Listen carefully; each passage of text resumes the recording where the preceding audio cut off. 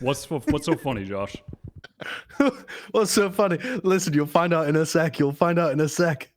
Are we starting, Kurt?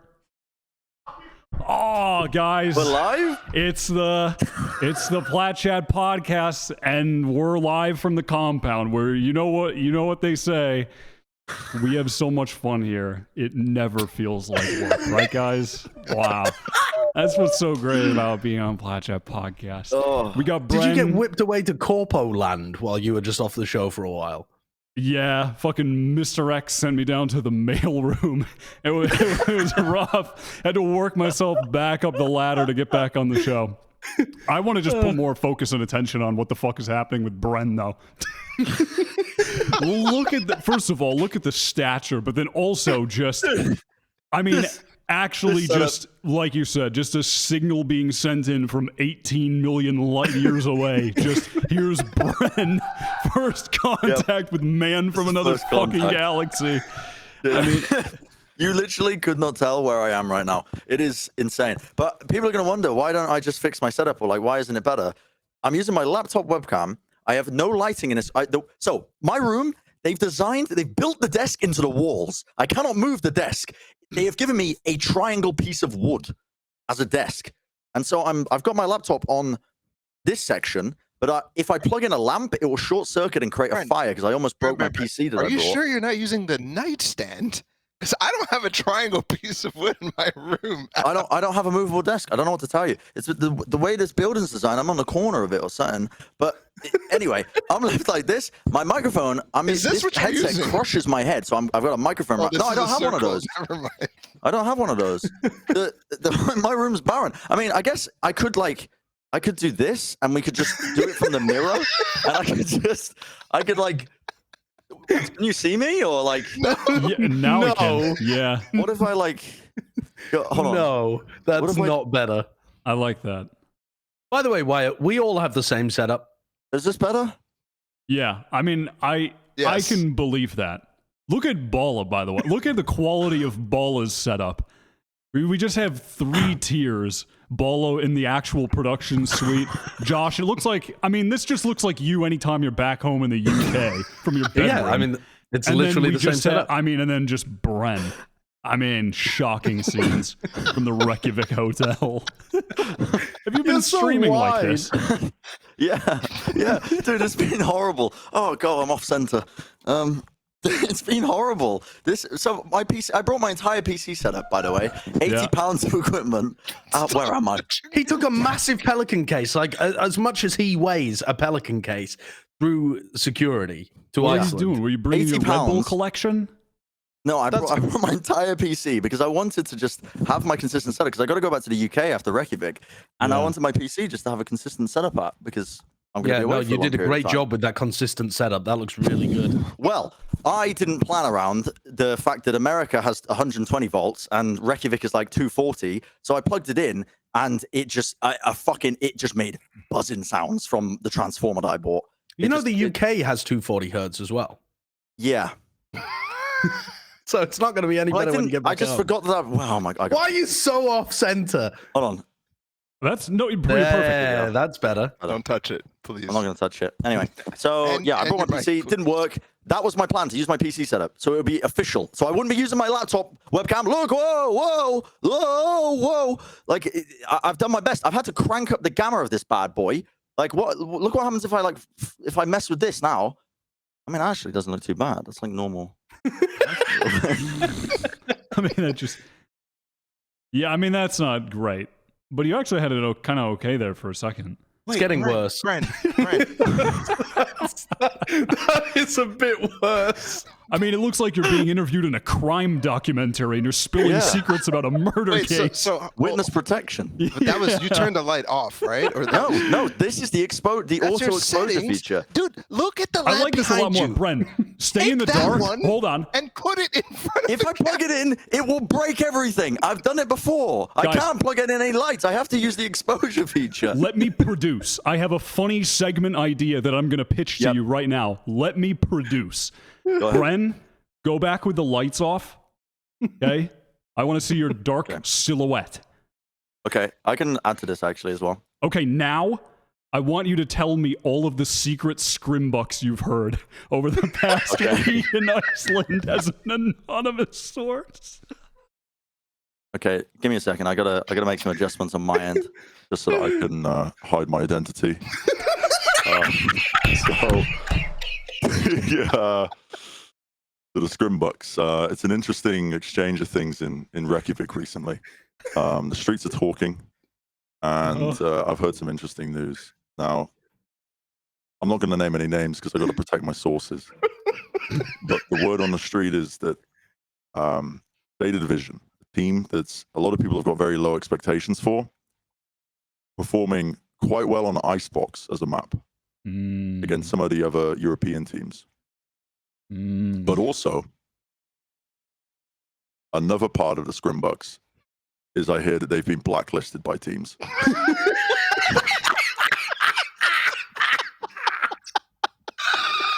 They've been blacklisted by teams for being so bad. So I don't know what to believe. Wow. That's a shocking reveal of information. They've been Wait, come on. Come on, tell me something about Loud. I don't have any more information, unfortunately. It's quite dry in now. I don't want to reveal too much information because I'll reveal my identity. But I've had to be quarantining for quite some time, so I haven't been able to go out. Right, of course. Okay, but please tell me good things about North America. There was one thing that I heard about North America. One thing. Okay. I heard that the Optic guys, to celebrate making it, they all bought a couple of Rolexes. And the plan is to reveal them on the big stage on their first match. They've got like a special walkout planned. They're going to reveal the Rolexes to the camera. Now that's exciting news. Nothing about the guard? No. Well, the guard isn't. The guard isn't here. Oh. The guard actually flies out today. Why are they traveling so late? Wow, the guard don't care about winning, huh? Not showing up on time? Curious. Interesting. Everyone else is already there practicing. Zeta Division have played against so many opponents that they've all come together to form a coalition to blacklist them. Yet the guard aren't practicing. Curious. The guard's coach MCE actually did an interview and went on a podcast talking about how their team didn't even realize they skipped the playoff stage when they were in the grand final. He went on another podcast? I know. There are other ones? Not worth watching. That's what I was getting at. You just earned some social credit points with Mr. X for that one. I've avoided being in the mail department happy for a about while. that. Yeah. God. I mean, the teams didn't even know what the format was going to be, so they didn't know how important the seeding was. And then there's like an article where the Optic players and the guard players are like, yeah, it's kind of crazy that we got to skip into the playoff stage. Oh, yeah. They're just like in the playoffs. I guess they don't have to be there. Yep. I think the only person who knew was How about Mixwell, and he lost. So yeah. So L fucking ratioed by the rule book. I also. Anybody else have any scrimbooks? Yeah, Balla, did you have any? Let's think. Yes, I did, but I can't really. It's bad. It's like, okay, so there's a team from a different league in EU that is beating a Masters team. That's basically it. And it's weird because I don't want to reveal anything, but it's just like it's a little intriguing if you actually knew, but you don't know. So beating the streets are really quiet, actually, like so quiet. Yeah, the streets are kind of quiet. Usually I can hear them talking through my walls, but all I have is Jinsu yelling on this side of the walls. And that's, I don't know. It's weird. I think it's a snow. I've crowdsourced a few scrimbucks for you, though. If you want, Wyatt. Crowdsourced. Yeah. Oh, okay. Yeah. Okay. Yeah, I've put the feelers out. Yeah. In a public sense. I asked the public for scrimbucks. Yeah. So, you have to take some of these with a grain of salt. But here's what I heard. How about this one? Optic haven't won a scrim since arriving. That one's Whoa. Where have you heard that from? JWoo on Twitter said it. Oh my god. Not my North America. Not like this. Have you? What about this one? What about this one? Uh-huh. So you know Fionn, esports writer Fionn. Yeah. Yeah, I've heard of him. Source. Yeah. Very credible source. Wouldn't make stuff up. Tweeted at me, said Aspas dropped 38 kills against a top European team in scrims and allowed 13-0 to team that played in EMEA VCT. Easy. Expected. Credible. Expected. The Very expected credible. Result. That was probably against Gambit, right? It Oh, was probably against M3C, I'd wager. I hate to do this, What? but the person who told me the blacklist and stuff Yeah. has said 10 minutes later, please don't reveal that. Wait, that was true? Well, Yep. Well, I don't know what to that's do fine. in this situation anymore. You were anonymous. Yeah. Yeah, true. Nobody No, knows who revealed that information. Well, I apologize. We can fix it in post. Yeah, Or we'll do some editing. We'll give you a fake voice and a black silhouette. And no one will know who it is. You'll be fine. Is that really it for the juice? This doesn't There really feel isn't as, any juice. This doesn't feel There's as no juicy. awesome as previous juice box opening. But also think about how many teams are here. There's way less teams here than there are normally. Like normally there's either 12 full teams or sometimes there's like 16 full teams. Yeah, I suppose there's only EMEA. 8 as well since the system is There's only different. 8 and 3 of them are EMEA. Yeah. Yep.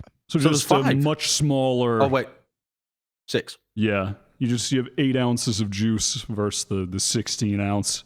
So yeah, that makes sense. Well, And once again, we're stuck in quarantine, so we can't even like go talk to like the first time I talked to the streets was, you know, I was walking by Nats and stuff like that, and Steele like looked at me and didn't say anything, and then Shazam waved at me. Like those were the stories that really made the streets. yeah. Honestly, when you put really that brought it to life. in retrospect, yeah, I mean, I guess it was never really that crazy to begin with, was it? Just sort of regular human interactions. I saw Shazam. He waved to me. I waved back. We've been juicing that for content for a year. Well, the good thing is, even though there's no international juice, surely TSM or 100 Thieves did something this week, right? So we'll have something to talk about.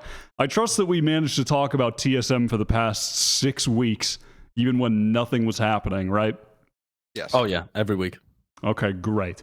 Without fail. Well, the report is in for 100 Thieves, which is that they've practiced without Ethan and Hiko, and that they've been playing with Will, Stellar, and they've been had Derek, who's been with them for a few weeks now, as reported by like George and purists and all those journalists and various reporters.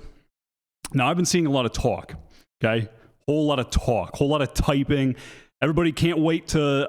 I can't wait to post something online about my thoughts on this roster, having never watched any of the players that they just picked up. Now, what I will say is, I, for one, think that these roster moves are fucking amazing. So amazing, in fact, that this is also what I suggested when I was interviewing with them to get Derek and Stellar. I mean, these guys are really good. A lot of people are questioning the Stellar one, and I will say, the 2 foremost Stellar experts in the world are myself and Mike's HD. Mike and I watched countless VODs. I spent late nights, many days watching Stellar and just games and games and games of this dude. And I genuinely think, I know people love to say, oh dude, this guy's the most underrated player in NA. I think Stellar might be the most underrated player in NA. I genuinely believe that. He has been so fucking good on the Sentinel role for the last 9 months with Soar, and has just flown completely under the radar. Even when they had Cryo and Xander, he was still performing really well on that team. But I feel like it's just a case where his story has been boring, so it doesn't captivate the masses. Like, he was the IGL on Luminosity last year at the very beginning of the year, and then he was playing Smokes. Eventually, he got released. They made roster changes. He joins a Tier 2 team in Soar, and then everybody's looking at the hot upcoming players on that team, and Cryo and Xander, and, you know, they're really good, so of course. But also, Stellar was really good on that team, and he was still really good, and is still really good right now on that team. In all the games that I watched of him, he plays really intelligently, he frags really well, he IGLs for the team, and in every game I watched, which was like, might have been like 30 maps, he, in any tournament against any team, was always playing super disciplined. He never went for ego peaks or ego challenges. He would just always hold his sight. He was always good for a kill, and he would back out, and then the team would make a play together. And he has really good aim. He's a really solid fragger, so he would consistently get good kills and then just play it safe. He was always so disciplined. I was so impressed with Stellar. It was someone that, when I was putting together my sort of my thoughts of what I thought where the 100th user roster could go, I really wanted to try him. I thought he was an excellent player, and I'm glad that they are trying him. And I know Mike's is pretty much on the same page as me with that. So it doesn't surprise me to see that they are trying him. And I'm seeing a lot of people just still really underrating this guy with this, report that has come out. I'm telling you, he is the fucking truth. I think people are going to be really surprised by him more than some of these other pickups. I think Will is a cool one too. That Will wasn't someone that I personally was really looking at. I'm not surprised that they're at least playing with him, giving him a shot though. He was good on BBG. He was a solid duelist player. If they want to move away from Asuna and Jett and put him on Flex, which is a very reasonable idea, Will seems like a good fit in that respect. And Derek is just amazing. I mean, we all know here that Derek is amazing. Yeah, he's one of the best Sovas in NA. Rise are falling apart. He's a free agent. You got to get Derek. I mean, you're not a fucking genius to call that one out. Like, that just has to be, has to be done. He's available. 100 Thieves needed to scoop him up. They did, apparently. As per the report, that's a very good move. And I really hope they do lock in the Stellar thing. I think Stellar's amazing, but that is my 2 cents on this report. I really like them going for Will, just because obviously Bang was playing with him very recently, and I really like when teams go for players that from the past that they've had synergy with and they have experience with. And not that I know too much about how Will played. I watched like a few games with him during the open qualifiers, and he was really, really impressive. Yeah, he was. But yeah, I like the fact that they go for that synergy and they value that. And also obviously the whole thing before with Bang and JC Stanley and Asuna, they all had a little bit of experience together as well. So I'm a little skeptical of dropping Ethan though, out of the pack, right? Because to me, Ethan has always been a great player. I think I was critical of him during the whole last season because of the stuff that people were talking about he was IGLing coming into it, and they had the friction between him and Eccles and everybody else on that team as well. That was where I was a little skeptical, but still, man, like, it's shocking to me that they're considering benching him, right? I think that's the area that a lot of people are going to have the most questions about. But also, if he either doesn't want to play Smokes for the team, or he doesn't want to play with a roster that's so different to what he originally signed on to do with 100 Thieves, then I can completely understand why you would want to kind of clean house in that sense. Because there isn't really a spot for him on the team other than playing main Smokes, in my opinion. I could certainly see, and I think it might even be a better pick overall, just from the outside, to have Ethan in that role instead of Bang, because I'm assuming Bang is going to be playing Smokes for this team if you've shuffled the other roles around in that way. Yeah. But if he doesn't want to play Smokes, you can't justify having him on Chamber and making Stellar shift roles around. That doesn't make any sense. And then what else would he play? There just isn't a spot for him right now to avoid that role overlap. So I think there's many different reasons why it might make sense for Ethan to not be involved, either because there was that friction and you just want to make sure that Stellar has a really clean path into IGLing and working with the coaches, or because Ethan himself doesn't want to sign on to this new vision, or because he just doesn't want to play that role and wants to go elsewhere. I was talking about this with my chat, and I feel like it would be an awesome swap for him to maybe move over to a team like NRG and replace Tex there. And you've got Ethan coming in to, like, you know, be the secondary IGL with Hayes playing on that team. Maybe that team looks like it would have a ton of potential, and he would really be valuable added to that roster, and be a really big upgrade in that position. Yeah, I could definitely see that. Yeah, I mean, I think that's the problem. The thing that 100 Thieves needed solving is that the roles were chaotic. You can't. There was not even like there was no foundation to logically build the future of that team with when the roles are so jumbled. I think you needed to make some kind of hard pivot to. Everything is going to be clear-cut. The roles are going to be clear-cut. This is what they're going to be set as. And then you can look at the future from there as to what may need to be changed later on. But you can't even really plan for the future if the now is so chaotic. Like what they're playing with Ethan and Hiko switching Sova with each other on some maps, and Hiko playing Sentinel sometimes, but then Ethan wanted to play Chamber, and then he played Omen on just Icebot. It was just so chaotic. And then you have the Asuna main op Jett thing where clearly you're not going to have him at his best. You need the dude rifling. His rifling is top tier NA. You don't want to put him on op. We've seen enough of that now that you just kind of need to have him on the flex role. But then if you have him on flex, it's like, where does Bang go? Do we really want to part ways with Bang, who has been probably the best player for us since he joined? I mean, it's hard to do, especially given that he's a young player who still has a lot of potential. So if you want to keep him, then you got to do some kind of other swap, right? I mean, I think that's where really the issue lies, is that the team had or has 3 flex players, and one of which also plays like Chamber, wants to play Chamber. It's very... None of whom play KO. Convoluted, yeah, except for Bang. Well, yeah. It is just a very convoluted scenario that they had found themselves in with the roles. And that just needed to be ironed out. And this does that. And then you can build from there. Also, just getting a dedicated IGL who's an actual 100% IGL, I think is extremely important as well. It's their best roster. It's the roster with the most potential out of any that they fielded in 2022. Yes. I mean, it's only been, 3 months, but they fielded a bunch of different rosters, and none of them have looked as promising as this one, I think. Yeah, I mean, and at this point, I think this kind of roster as well, it comes down to what can Sean and Mike do with it, because this is the kind of roster that is really moldable and has a clear vision, and the team is not this exact roster, but the roster that's being proposed with, you know, Will on it and Stella on it and stuff like that. You're working with an IGL that's on the come up, and you can really help craft. And then you've got, you know, Will, for example, as well, and Asna playing some new roles. You've got a lot of moldable pieces that you can really try and take to be a roster that's kind of a bit like the Guard, and really focus on some of that important fundamental stuff. And that's your route to being a much better team, not just by having big names. Yeah, I think this roster is really good. I think that this is exactly the direction they needed to go in.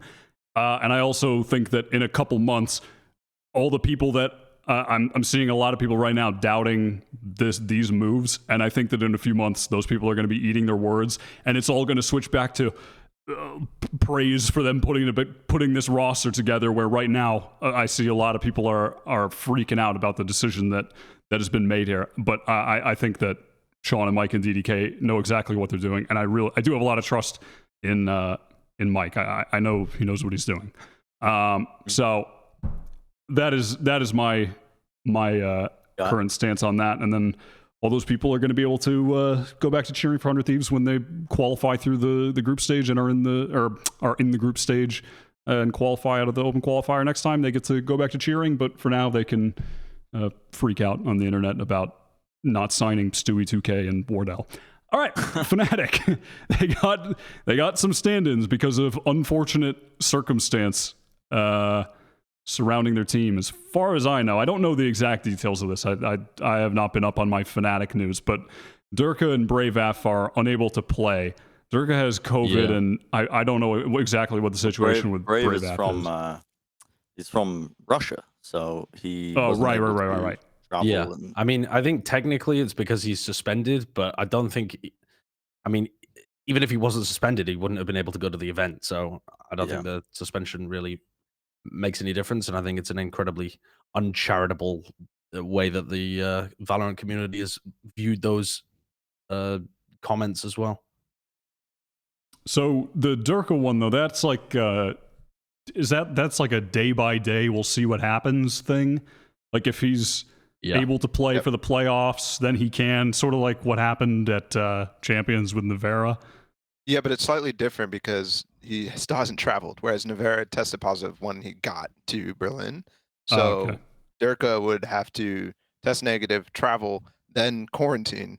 And I'm not sure about the situation where they could play from hotel type of deal. Yeah. I haven't heard anything about that. So who knows whether they could do that thing. And I hope that honestly we're done with that because that was not fun to do or experience or be a part of it all, where there was one team over at the hotel, that just was not interesting. I suppose it's better than, I don't know, yes it is, having stand-ins, but yeah, I mean obviously it's still not ideal. And they have I mean I already forgot, you told me 2 minutes before the episode, and they've got Hyber and Fearoth. So Fearoth's the stand-in for Bravaf, which was the player that they'd kind of coordinated beforehand.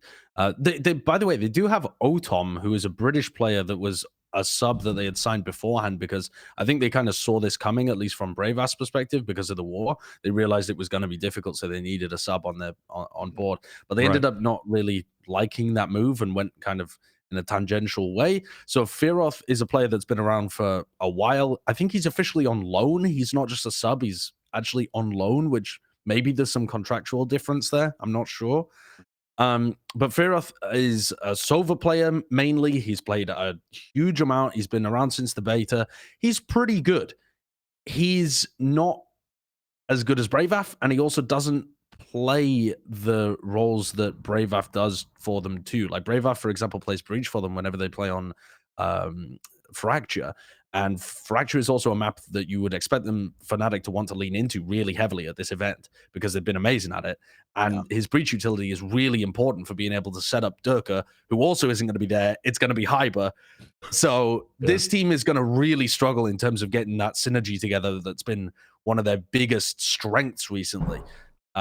Even though the players are good, I mean, they're not as good as the players they're replacing, but they are good players. There's some people that are saying that they're anticipating Fnatic still to plow their group and everything else. They're just gonna, not miss a step with it. But I don't think that's the case at all. I mean, I completely agree with you. It's such a huge switch up when you have Durka, who's putting up numbers that we haven't seen just at all from most duelist players. Like the numbers that this guy was putting up were unbelievable. Like they were actually unbelievable in the lead up to the event. Yeah, he's a true superstar, like best duelist in the world kind of level. Like he's an outlier among the outlier duelist players. Not a player you can replace easily. And they've brought in Hyber. I don't know how you pronounce the name. Hyber. I think it's short for hibernation, or is that just a meme that the EMEA players say? Yeah, I don't know. Because people be sleeping on him. It's no disrespect to Hyber, but it's the way Durka's playing. He was such an asset to Fnatic. He made so many rounds for them winnable.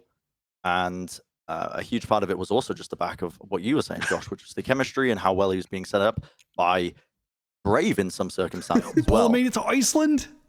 I'm here, guys! Let's go! Look, there's mountains. Wow! Oh, that's water.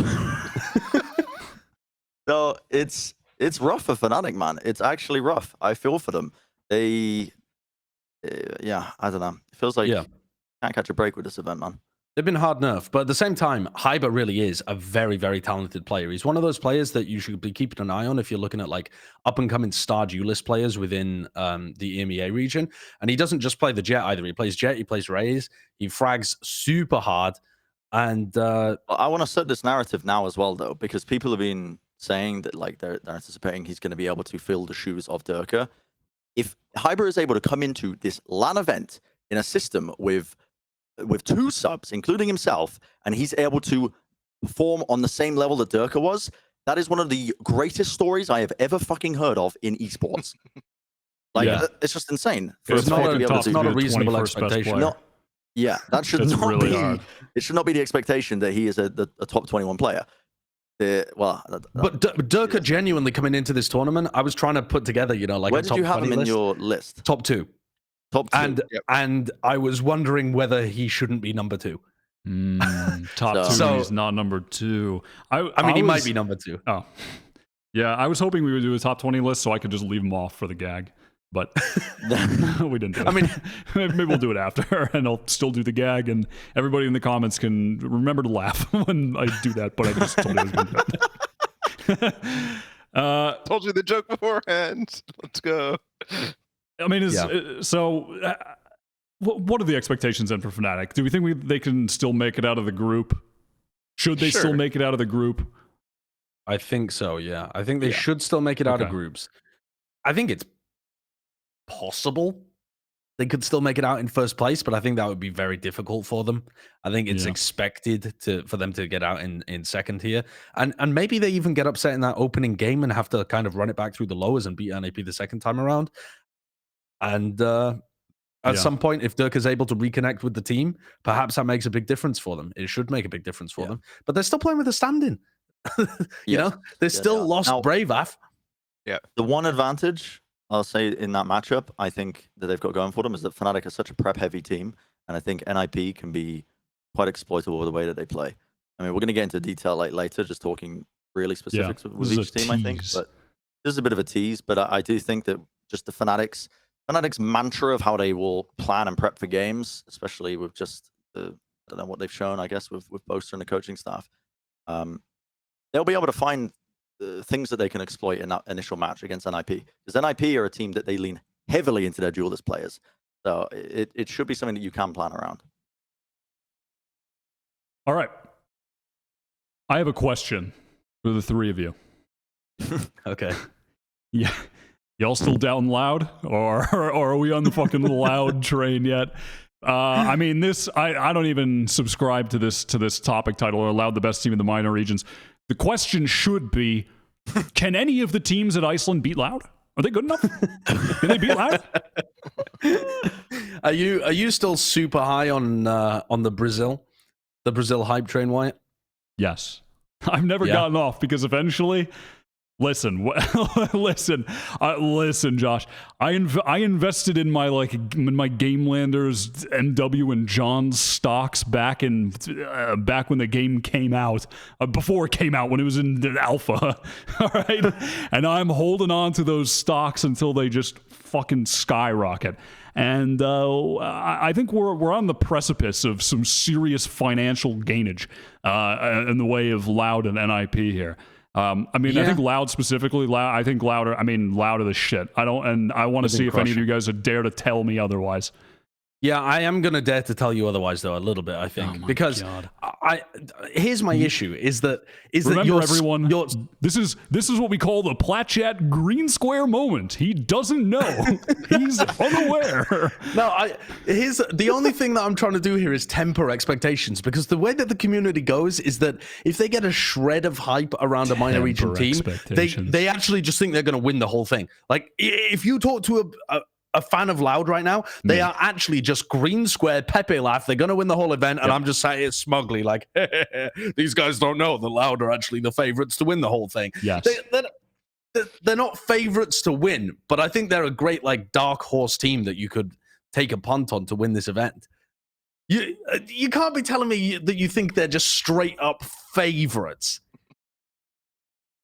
Okay, maybe he does think they're straight up favorites, but I haven't been... Oh, sorry. I haven't been convinced. I was just just listening to these boring analysis takes.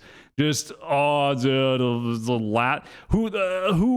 Okay, wait. Actually, let me wake you up for a second, Wyatt. Go on. No. Give me the real fucking hard hitting analysis. What are Loud going to be doing wrong, which will lead them to not win? I think some of the things that are missing from their game right now are the really tight, fast spacing. Fast and well spaced hits and fast retakes that the North American teams have been incredible at recently. So these these defensive setups that they have are really good, but when they need to get into a retake position, for example, they don't try to do that, like denying the plant, putting a ton of pressure on you, swarming you, and suffocating you. They tend to like give a lot of the opponents a bit of time to work with, and then rely on their not just individual ability, because they're not just an aim heavy team, but they don't have that same level of like superb coordination that you see from, you know, like with the version 1 site hits, or how the guard play, for example, or when Optic are playing at their best, or, you know, like a Fnatic or a Mech, or those kind of teams. They're missing the super tightly coordinated stuff. I want to see, this is all talk, I want to see some hard hitting video evidence right now. Well, I'm going to show you some good stuff first, because a lot of it is good stuff.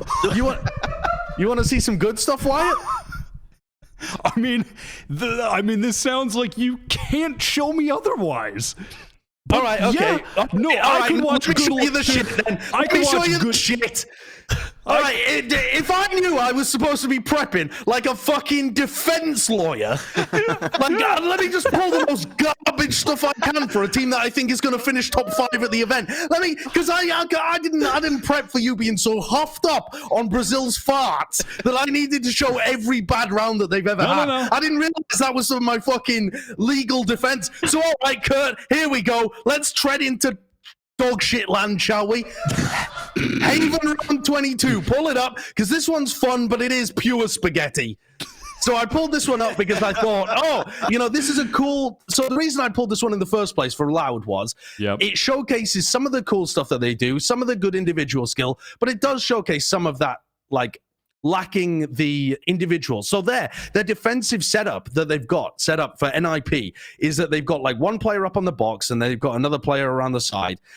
And yet, as Loud are coming in, they end up in a 2v2 scenario where Sassy starts to ult, and then whoa! You've just got these weird situations happening here, which is not necessarily a bad play by Loud. They've got their Jett watching this overall coming down, but there's a lot of spaghetti happening in the Brazilian region, and a lot of these chaotic plays. Let's pull up round 1 on Bind, for example, that I pulled too, which is just a pistol round that the casters described this as jail Valorant, because the fights, there's no rules in jail. Have you heard the comparisons that people make, the Brazilian fans and casters and community, of what they describe like the different types of Valorant? Jail Valorant is like a prison fight in a courtyard, in like the courtyard of a prison. Yeah, with Shanks, like scrappy, messy Valorant. Yeah. And then they describe good Valorant as suburb Valorant.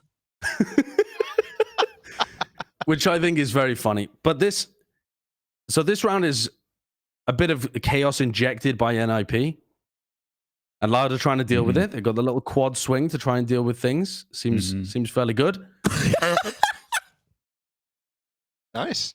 I don't see the problem with that. Pretty good round. Pretty good round. Man got rolled. I don't know what to tell you there. Literally, the shank came out. I mean, what do you want? The actual prison fight vibes. I don't know what to tell you. Less is just better. Prison fight vibes. Number 1 on the world ranked ladder. They're a very good team. There's just... I think there is a gap at the moment between Loud and the teams all the way at the top. I feel about them somewhat similarly to the way that I feel about DRX, honestly, where they are quite clearly so much better than everybody else in their region. And they have some parts of their game that they've done incredibly well at. Like, I think one of the things that Loud is currently really good at is that their supportive staff, not supportive staff in the sense of coaches, but Pancada, Les, Sassy, and Sadak as well, when he's playing the flex role, are way better than everyone else in the region. They actually pay attention to what everybody else is doing. They frag way harder than all of the other support players in the region. And so it's not really the Aspas show, even though that's how it can feel, but they're actually setting him up really nicely. Yeah. But I'm still not seeing that like perfect gameplay that you are seeing flashes of from the EMEA and from the NA teams. There's a lot of the rounds that end up coming down to kind of crazy shit. Dude, some of the EMEA and NA games are perfect fantastic. Gameplay. FPX and M3C aren't here, buddy. I don't know what to tell you. Can you play the bold rounds from Ascent? Kurt, can you play the bald rounds? Bold round. Bald round. Yeah, the Josh, I have a bald rounds. Will those get pulled up? I have a question for you. Yeah, please do. Why is Pancata a top 4 player at the event? Why is Pancata a top 4 player at the event? Yep. He's not. Dude, that's where the problem lies. That's where the problem lies. You just have a fundamental misunderstanding here as to what is being witnessed on the screen. Fundamental. There's something that's not connecting. Yeah, there's something not connecting. It's the synapses in your brain while you're watching this team. They're just flooded with dopamine because you fucking love the Brazilian scene so much. This team's incredibly good, though. I mean, in terms of smokes players, it totally would be up there. I think Les is also incredibly talented. I do think Pancata is genuinely, and he is pretty amazing. He's though. good. I think he's an excellent talent. I think he might be one of the best. Not even might be. He's one of the best smoke players at the event. I think for sure. I agree with that. I think that genuinely the player talent is fantastic. I think the only thing that's holding Loud back from actually being a favorite to win the event is the time that they've had together. I think the more that this team is together, the more they'll develop that level of synergy that you're seeing from, like I'm going to use Fnatic as the example, because Fnatic, if they had their full team, I think would be hands down favorites to win the event. So, in my head, I'm comparing people to Fnatic, which, okay, that doesn't exactly make sense because they're not the favorites anymore. Maybe a team like Optic or Guard would maybe be the favorites. But even if you compare them to like those kind of teams, the top level of what we've seen from both of those have been pretty incredible. The top level that I've seen from Mod is pretty incredible too. I mean, the NIP game wasn't, in my opinion, the most crazy series from them that I watched. But in terms of for me, this team is how dominant Vikings was back in Masters 1, Masters 2 of last year. Just the rest of the region is better at the same time, and I think now Sassy and Sadak have fantastic experience, fantastic chemistry that they're bringing with these guys that, that's a concern, but at the same time too, I don't see the mistakes that you'd see out of inexperienced teams from these guys. In fact, the inexperienced players like Pancata are the guys who are making the plays that I'm most impressed with. Yeah. So that's where I, disagree with well, not necessarily disagree, but I don't think that that's going to be a problem for them. I actually think I'm more towards Wyatt's boat than anything. With this team, because I have seen fantastic coordination. I have seen fantastic set plays from this team. Fantastic ult coordination. Honestly, better ult awareness than any team outside of some of the EU teams. And those guys are either in shambles or not here anymore. So I'm really excited for Loud. Genuinely, I think as well when I'm watching Loud. Go on, bro. Well, one of the things I look for in minor region teams when I'm judging them is how much of them winning or seeing success is down to one-tricking a certain aspect of their play style, right? And seeing success of it, and then that carrying them through the minor regions, because there tends to be worse teams in the minor regions. Just the fact, the NA, EMEA, to get much more development in terms of that structure. But Loud actually do show different changes in tempo. In the way that they play, they've got a bit of nuance with how they play. It's not all run and gun straight in, like NIP. NIP do slow down occasionally, but they, I think Loud have a pretty good understanding of their opponents, of who they're playing against, and when to slow it down, and when to play a slow default, or when to increase the tempo as well, and how to really throw some teams off guard. Because some of my region teams I'm watching, and there's aspects of their play that do carry them through into wins, but Loud are very nuanced. They have so much complexity to them. It's just that little bit of polish that might push them into the very, very best. And honestly, events like this can absolutely forge teams like Loud into being the best. I think that kind of pressure and experience. We saw the fear cinematic. What was it? The nightmare cinematic for Reykjavik, and one of the central theme of that was being, I guess, the pressure of competition, all the eyes on you. But sometimes that does really mold teams like this and take them to that next level. Yeah, they're easily the best team out of the minor region teams, I think. You think so over Yeah. DRX? Yes, over DRX, yes. But you know, my only argument, I'm being painted as the loud doubter here, but I still have them as like a top 4, top 5 team at the event. I just don't have them as favorites to win the event. I have them as the best minor region team here. We're sending the Brazilian commenters after you, bro. It's over for you. Like, I know it is. It's over. He hates Loud, he hates TSM, and he especially hates 100 Thieves. This guy's fucked. Are you going to do something special if Loud win? Why? I'm going to Brazil. If Loud win, I will come to Brazil. I've said this every event that if a Brazilian team wins, I will come to Brazil. If Loud they will be popping the fuck off. I will be coming to Brazil. This is by far their best chance of winning a tournament like this too. EMEA has been nerfed. North America's only sending 2 teams. You're dominating everybody in your region. And I'm not even sending Sentinels. It is absolutely the best opportunity. Two other things. They have a 7-map pool. Not necessarily like they're playing all 7 maps actively, but they're happy to play any 7 maps. And they are bringing new comps that nobody else. They have double Sentinel on Fracture. They have KO on Binds. Like they're not necessarily, like. I'm not big on their Fracture though. Like I kind of am actually. I don't think their Fracture was good. I think that was one of the big reasons. So I pulled a few rounds on Fracture too, but I thought they had some nice. I thought they had some all right ideas, but this Chamber Sentinel comp, I'm not on board with at all. And the way that they're trying to defend, Les is just holding down tower. Like, he's a beast. But this is not going to work against a team that runs Raze against them. And it wasn't even really working against NIP. He was going 1-for-1 and like trying his best, but it's very similar to the way that people were playing at a Champions, and it was just getting crushed by teams that were good. I wouldn't agree with that. I don't think it was the same type of way. It's the same exact setup as people were using at Champions. The same Cypher Cam, the same trips, the same position. Yes. But they have the thing is why it's good. And when they started on the attack side, you could see a lot of the value. NIP could just not move anywhere because they had every corner of the map with some sort of utility, and that allowed them to move. They didn't play an aggressive defense. Often. They didn't, but they can't. How are you supposed to do that? You just as soon as something happens, you go to the other place. You have so much information that theoretically makes a lot of sense to me. And we lost Balla. Dude. I just want to say while we're on this freeze train, my face when Josh tells me that Loud are a top 5 team. Like, dude, literally, I mean, that is just me. Compare Balla's background to mine. I know, that is just look at this and then look at that. That looks. It's just so different. I told you, I have the penthouse. Like, what do you want from me? It looks sick. Yeah, it does. It really does. Well, okay.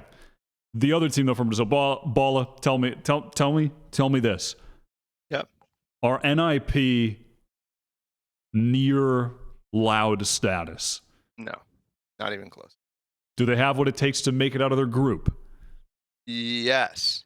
Okay. We're talking. I would say they do, but it's not in the same like confident sense that I'll talk about Loud with. Right. This is a slight chance because they have a lot of firepower. But when it comes to the way that they play as a unit, fundamentally, like a lot of different things, to me, the question that says at the bottom there, are ninjas and pajamas the same old Brazil story? I think so, and that comes off the back of the fact that their core is somewhat similar to some of the teams that we've seen before. Like Shand is straight up from Furia. BNJ was on Crew before. John was on, I forget which team, the Game Landers team. Like a lot of that, it makes somewhat sense. But the other guys, Beige and One or something like that, and Kauzazen, like are insanely good. The problem is that they don't have patience. They don't have like any sort of like meta ideas. Like it just feels like they kind of just play the game and go double duelist and just go in your face, and that's not to say that that's bad, because in my opinion, that is still very, very valuable when you are making the other teams uncomfortable, but it's not exciting to me. And that's why I'm not as excited about this team, but I still think that it can catch people off guard. Yeah, sure. I think you got to remember with Valorant as a game, at the end of the day, if you click the heads, you'll have a higher chance of winning. And that's what NIP do. They have got an incredibly frag-heavy team with these double duelist comps with Shandy and John. And The fact that they lean into favorite that is tactic. their major strength. It's the thing that they're shifting around and bullying other teams with. But is it going to work against the best in the world? Because you're at an event with theoretically the best in the world. Obviously, it's strenuous circumstances with a lot of the EMEA teams having issues. But in general, you are going to be going up against a lot tighter competition. And I think that they have gaps in that with the meta, with the comps that they play. John playing largely Reyna. He plays KO, I think, on Haven, but when I was watching, it didn't look particularly good. No. Yeah, I don't think the ceiling is the same as Loud, but I definitely think this is a team that can do some damage. They're a great upset team because if they just are firing on all cylinders, especially against a Fnatic that's having to play with stand-ins, then yeah, there is serious upset potential. But I think there was essentially zero chance of them making it out of this group if Fnatic didn't have those issues. Yep. Because they just don't look like they're going to be able to hold up against Fnatic or DRX. Because even DRX are going to be good enough to be able to deal with essentially just Jett Reyna running at them on a large amount of maps. There's nothing interesting going on when you watch NIP. It's not even interesting in terms of the coordination between the duelists either. Shandy's a very fast-paced, aggressive Jett, and there's a lot of cool stuff you could do with his playstyle, but they don't really support him that great. And this is the classic John play on Reyna.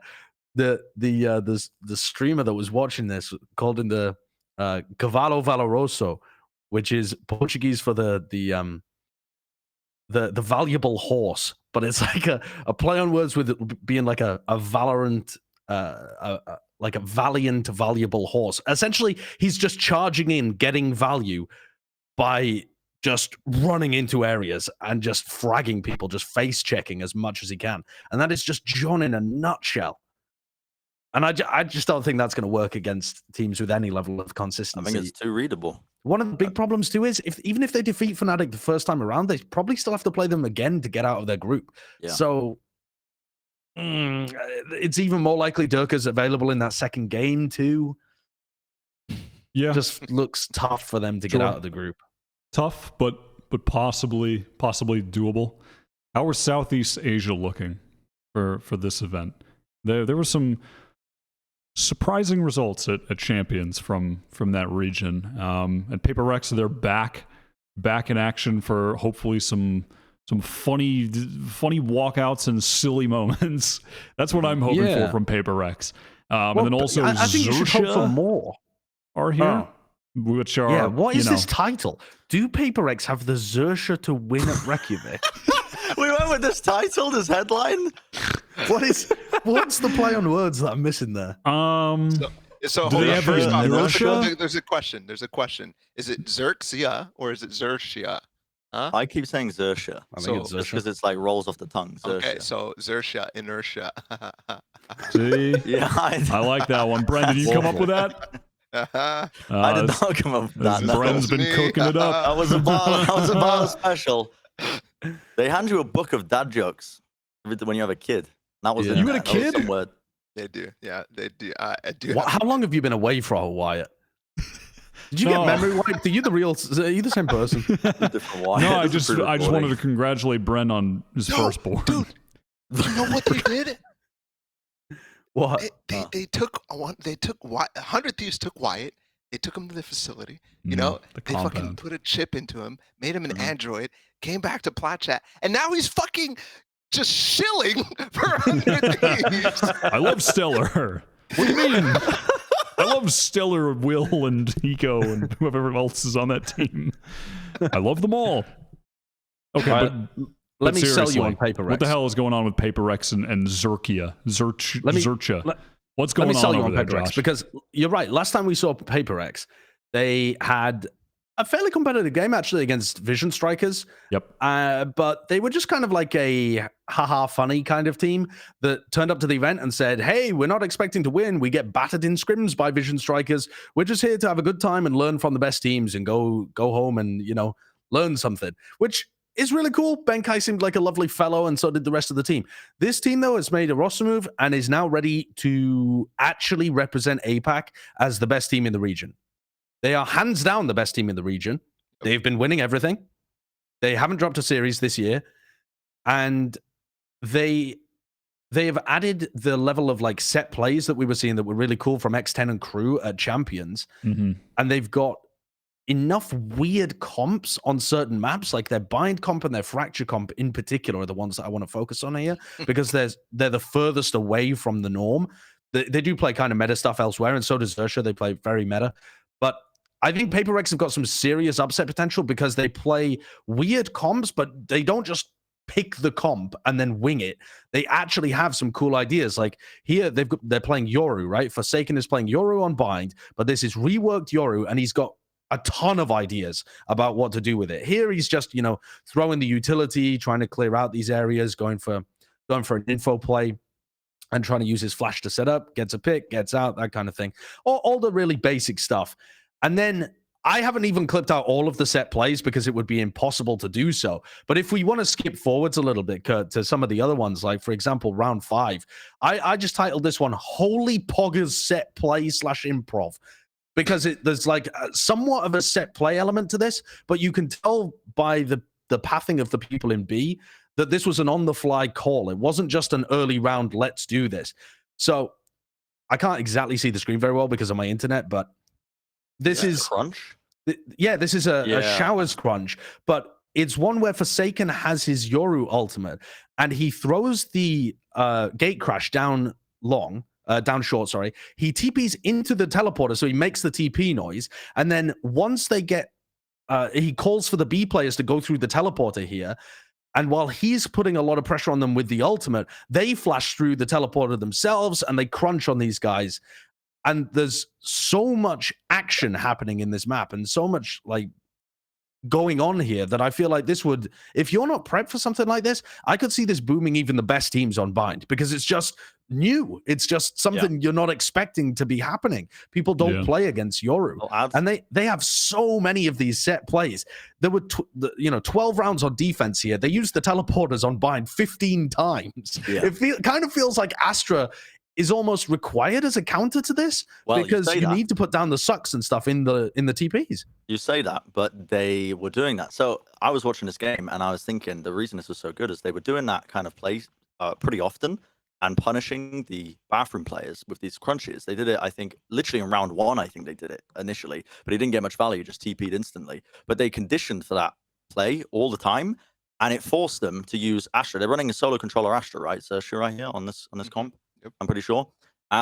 Which is post nerf, by the way, when this match was being played. So they got 4 stars, and you have to commit one of them just in case they make that play. It's on the ground. If you pick it up, it's 25 seconds later. So Xerxia were trying to keep up with it and adapt to it, but even if they were, it was just heavily weakening their comp. Like they've only got the one controller, the one smoker.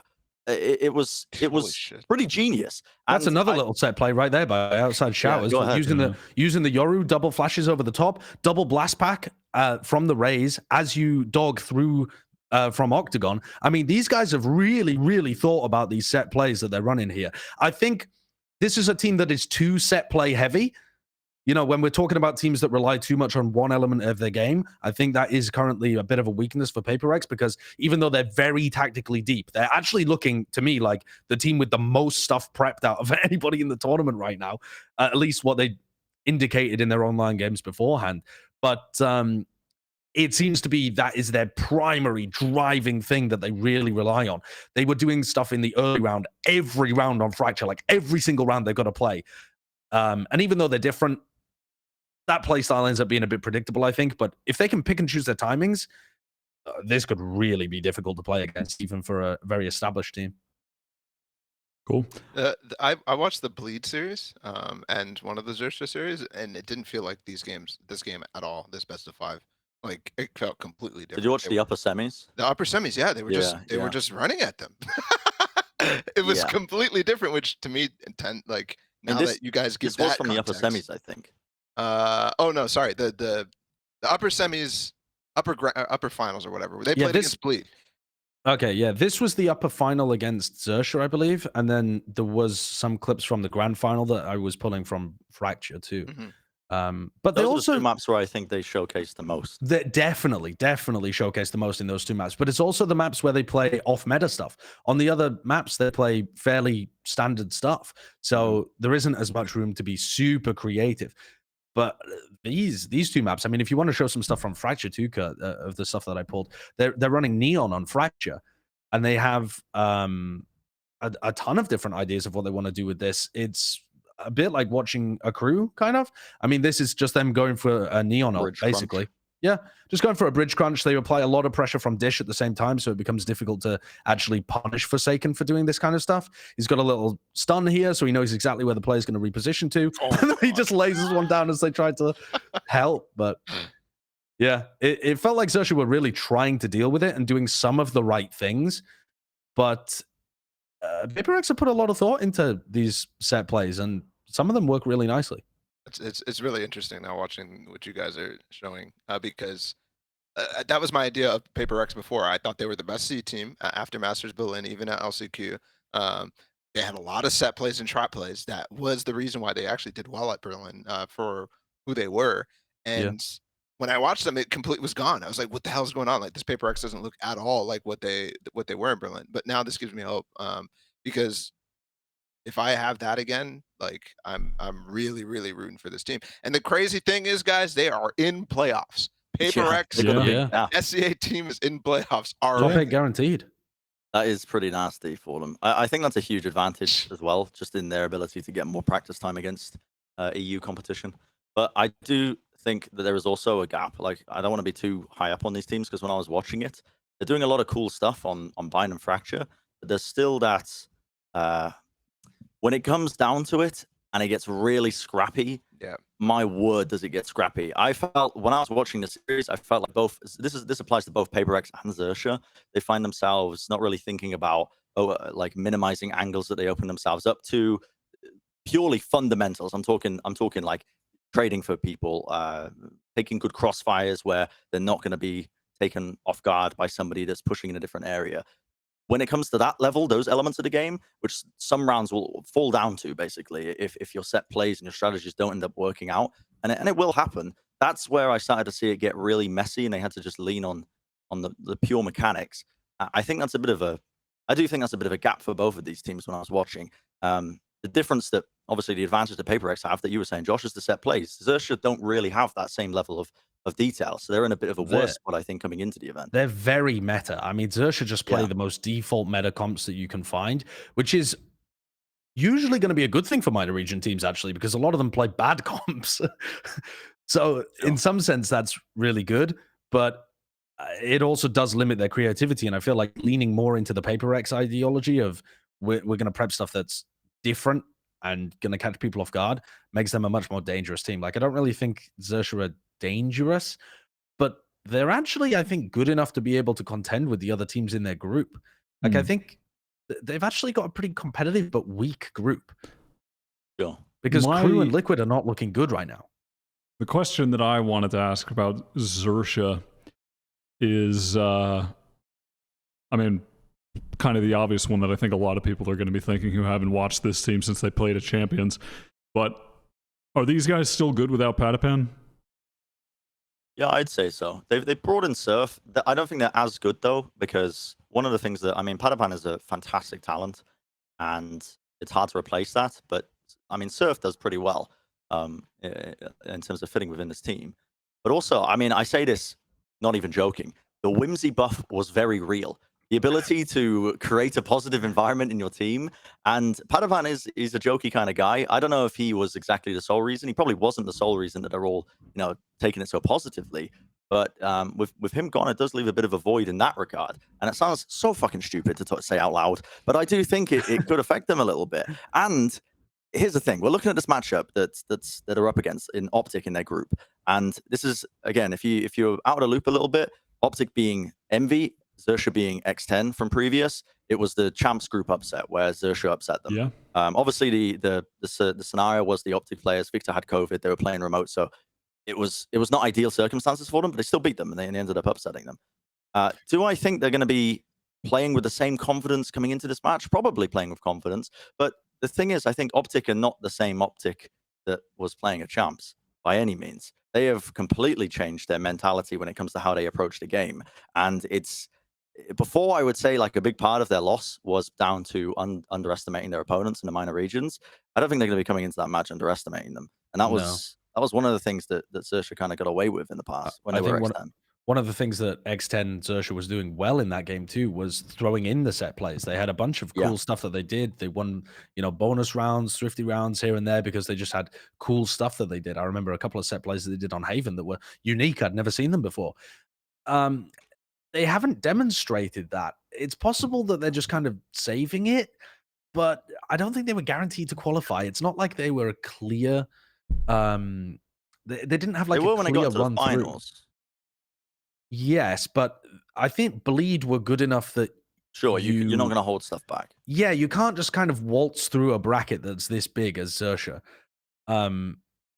So I don't really. I mean, there's Full Sense in here as well. There's Boom, there's Bleed. So there were definitely teams in here that they had to give it their all, and I didn't see that same level of tactical stuff that I was seeing from Paper Rex. So maybe they've just, maybe they'll prep some new stuff for the event itself, but I think it's more likely actually that Optic do that, looking at what we've seen recently. Optic have been the team that have cooked up new stuff before those big games that they had in North America. So I think it's going to be extremely difficult for Xerxia to replicate their success over Envy that they did in the past.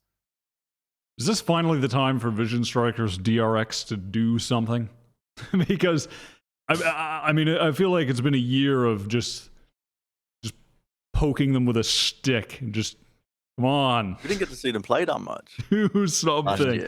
Yeah, the second be half on of the stream. Year, they played like 6 games. We really didn't get to see much, but the expectations are always just set extremely high, I suppose. Bro, it's because of the Korean Valorant fans, I'm telling you. I was reviewing DRX the other night, and it reminded me perfectly. I posted a tweet about it. It reminded me of like film students. Like film students are like, oh, have you heard of, what kind of movies do you watch? And if you're just like a normal person and you like to turn your brain off during movies, and, it's like Marvel films, for example, they're like,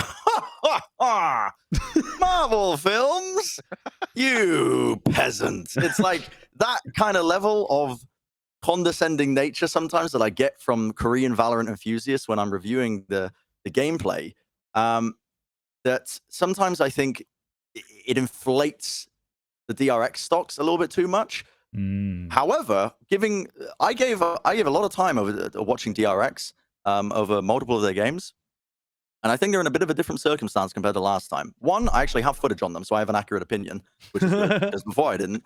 But two, I think they're looking the best that they've looked coming into a global event.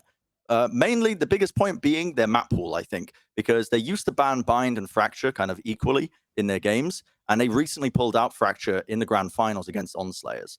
And in that match, it looked competitive. It looked, I would say, at best, good. It wasn't like fucking groundbreaking, but it made it a playable map. And now their map pool looks really solid heading into the event. I think they can play Haven pretty well. They can play Ascent really well.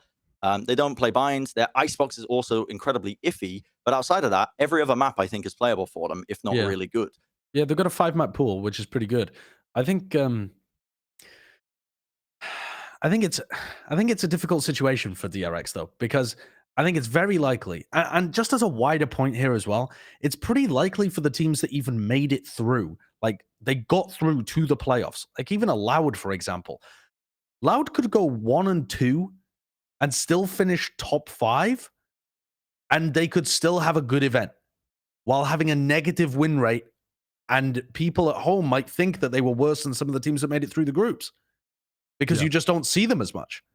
Absolutely. So you've got a strange format brewing here where teams that could go deeper by going negative because they have that guaranteed playoff position. And that's not going to, I mean, that is almost certainly going to apply for Paper Rex, by the way. They're a team that has really cool upset potential in groups.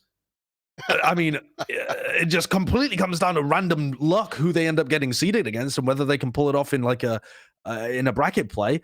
So it's going to be a very weird tournament to try and think about what even you're hoping for from a DRX, because they definitely should make it out of their group. But they also made it out of their group by beating Ascend at Berlin, and people weren't satisfied with that quarterfinals appearance from them. They expected a lot more.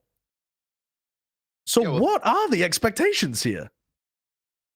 I mean, it should be to get out of groups, because I mean, Right, because on paper their toughest competition is Fnatic, and then if you compare that to sort of like the champions group and the expectations we had for them then, and then what we're looking at with the group now, when the best competition is Fnatic Right, with the subs, but I guess also on Wyatt, paper it's like, but okay, well they should get out of the group, but I could. But Lin was single limb, Wyatt, so Yeah. you know it's like, okay, you lose once, you're out. Even if DRX make it to playoffs and go 0-2, they might go 0-2 against some insanely good teams, like top 3 teams at the event. Yeah, and that, I'm sure, would be very disappointing for their fans, but that's also a very plausible outcome to the way that this tournament is structured. Yeah, so, and not a terrible result depending on who they beat and how those games go. Like, do they beat Fnatic in their group and put against, go out 0-2, but it's close? I mean, I think perhaps this is just the narrative issue of what we've been talking about. The stock prices are just way too high. The stocks are just way too expensive, but they are good. They are good, but they're just not. I think this is the year out of any of them where they're more justified, in my opinion. You think so? Yeah, I think so. Because RB moving over to the Jett for them has been, I think, a really good move. I think he's been kind of pounding as well. Breach has become like more and more of a meta pick rather than just a niche pick that other regions play. Like NA and EMEA. EMEA has always been playing a bit of Breach, but NA's been incorporating a lot of Breach into their play now because I think it's been showcased how good that agent is at being able to set their own tempo, create set plays, slow down pushes, things like that. And when Stax is playing the Breach, my God, like the guy is just a commanding presence in the server. And you can tell the difference it makes in how he's being able to set everybody up. I think that their ascent is pretty comfortable for them. Their ascent looks clean. It looks really clean. Yeah, really clean. I mean, I pulled this round just because at the very beginning of the round 2, they scout that there's a shock dart coming in right at the beginning, and they retract the alarm bot just based off someone's comm that there's a shock dart coming for the alarm bot, which I thought was a really cool idea because their killjoy's nowhere near. The killjoy can't see it, but that's like, forward planning to that degree, I think is extremely cool. Like, here comes the shock dart, and they're like, dude, retract your alarm bot. And the casters are like, yes, alarm got broken. And then you just see it pop up later on. And it's like, Buzz was 3 steps ahead. but also the 3v3 retake, even when Bazzi was able to get those couple of kills to make that a 3v3, their coordination is just so much better than Onslayers. Onslayers need Bazzi to be going demon mode for them to win. DRX don't actually need RB and Buzz going demon mode, and they have that fragging split across their roster, and they're doing really well at their retakes. One of the problems for me, though, when I'm thinking about DRX, it kind of comes back to what I'm talking about with Loud too. With Loud, I was really missing that like fast retake. I feel like that's a really crucial part of their game that they didn't demonstrate to me in the games that I was watching. This ability to put huge pressure on people as they're planting and make it really difficult for them and swarm in onto them and show me all of that coordination and spacing improvements. With DRX, it wasn't that. That was good for them, actually. But they also were putting an incredible reliance on playing post-plant lineups on maps where you would never expect post-plant lineups. Like, if you took, their Fracture, they were, Fnatic actually have been playing some post-plant lineups from Dish, but these are post-plant lineups from A main, from outside halls. And while I do think this is a cool element to throw at teams, it just is a bit too easy to put pressure on by having that fast retake element in your game. And especially on a map like Fracture where the meta actually should be to be putting pressure on people as they plant, because you have the breach, you have the raise, you have, pieces of utility that make it really difficult for you to even get the plant down in the first place. You're going to be in position ready to go immediately. And if they play against better competition that are able to do that, there is no fucking shot that you're able to get these guys in position like Mako and Zest in their own spawn in time to set up these kind of plays, and they're just going to be fumble in the bag even getting into this position, and they were going for this over and over again, and it just feels very odd to me. They tried to play it in the next round as well, and they missed the molly on one of them too when it happened on B. So they got post-plant lineups on A, they got post-plant lineups on B, like they got them all over the joint, but why? that to me is a main like, what the hell is going on? Because it's completely not the DRX that we saw last year. It might be good, but so often it's not that very high-paced, aggressive, stance where they're setting up in the past it was Buzz. Now, and in the past it was RB as well. That seems to be gone from their toolkit, but they've gained other things. They play so much more slow. And in a lot of instances, they're trying to play very adaptive until like post plants and stuff like that. And this is also coming back from like some of their older games as well, like the Onslayers one where they got stomped. It's not inspiring to me the way that last year's Vision Striker was. So I kind of have a different opinion, but that's based off. They lost in the groups to Onslayers, but I think they fixed a lot of it for this grand finals match. Where I mean, we're looking at Fracture, which is a bit of a bad example because they do play slower.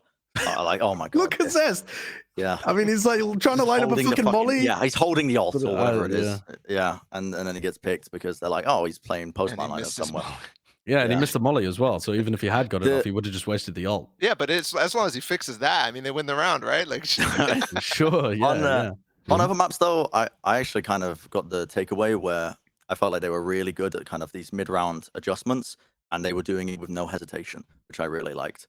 They were making very crucial decisions based off of prior conditioning that they were doing in certain maps. I'm thinking like Haven retakes, based on how Onslayers were playing post plants. They were adjusting their retakes. Like there was a round where I think they tried to put like a KJ lockdown a little bit deeper because they knew they were trying to play post plants on long C.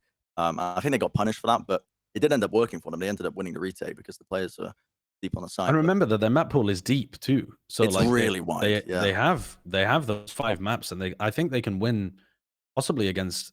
I mean, unless you're talking about one team being like the best in the world or something, they can win against any of the teams on those 5 maps. So. Yeah, I like Brennon calling their map pool wide. Dude, their map pool's fucking wide. They can play everything. They'll take teams on all 7 maps. Shit, they'll beat you on the training range or the shooting range. They'll beat you there too. Looking girthy, man. Damn. A girthy map pool. Oh, by the way, they're playing post-plant lineups here on Split too. Oh, dude. They're playing post-plant lineups.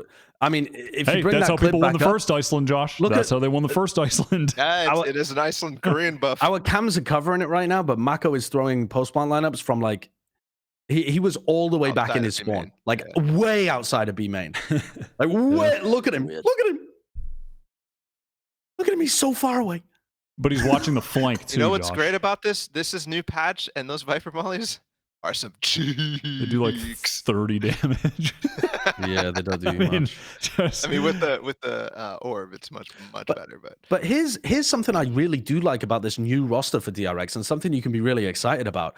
Holy mother of God, does Buzz pound hard from the chamber and sentinel position? Yeah, this guy's insane.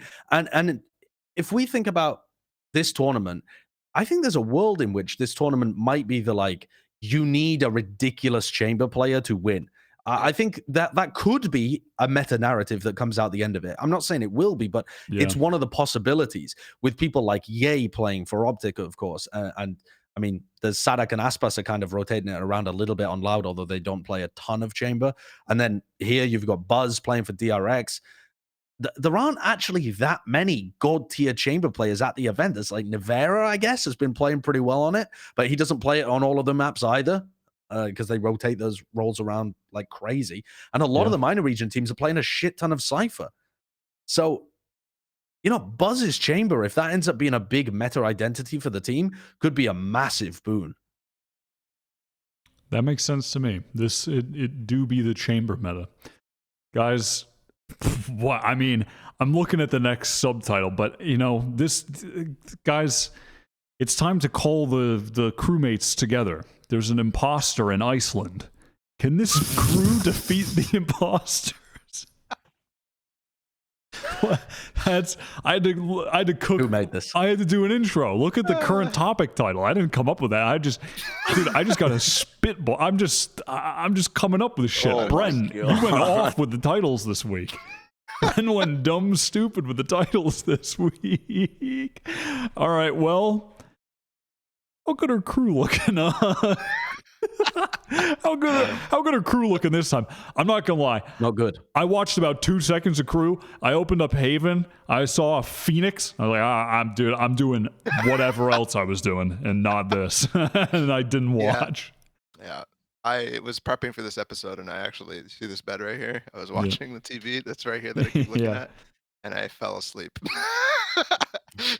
It was not enthused, huh? It wasn't fun. It wasn't. It was same. It was very similar to Crew at Champions, which I have my own opinions about, anyways. But it also is lacking anything new and exciting about the team, and also kind of in some cases going backwards, regressing. Yes, they look. The main thing that the narrative of Crew after Champions was they're good, so amazing on their bonuses, so amazing on their ecos. So I was watching for that, right? Seeing how often they're winning their bonuses. Never. Nada. Yeah, I don't think they won a single bonus in the Leviathan series at the end. And then the ecos are still good, which is a saving grace. I think this team, to me, right now, reminds me of Sentinels in the sense that they rely on their laurels. They rely on how good they are, what the chemistry is, and after time, I think that always will start to falter unless you really implement a backbone to all of that. And that's what we saw with Sentinels. There's probably a bunch of other teams we can name that have the same sort of thing happen with them. And that's not going to work. I don't think it's going to work. I think it gives a lot of room for them to be hard to beat, but I think they will be beat, if that makes any sense. Yeah, I was doing a VOD review of Crew on my stream. I watched this grand finals, I assume is what this is, the Crew Leviathan game. The opening maps were so troll from Crew. I mean, just really poor gameplay. And then actually when you got towards the final two maps of Fracture and Split, they looked a lot better. Yes. And then when I was watching some of their bind too, their bind looked decent. I mean, significantly better than these opening maps in this BO5 final too. So I think it might be a bit of a map pool issue for them right now as well. And the other part to it, Nags was playing like dog at the beginning of this series, and he really turned up at the end. And I hate the fact that his nickname, the Nags Mr. Fourth Quarter. I mean, it was happening at the end of every map for them at Champions, but in this series, he just played better at the end. He was really poor at the beginning of things. He was playing Chamber. He wasn't having very much impact. He wasn't really like moving forwards. He was playing very like lurky, not really doing too much, trying to rely on the rest of his team doing everything. I mean, Kesnet has even taken over the Jett role for him on Breeze. And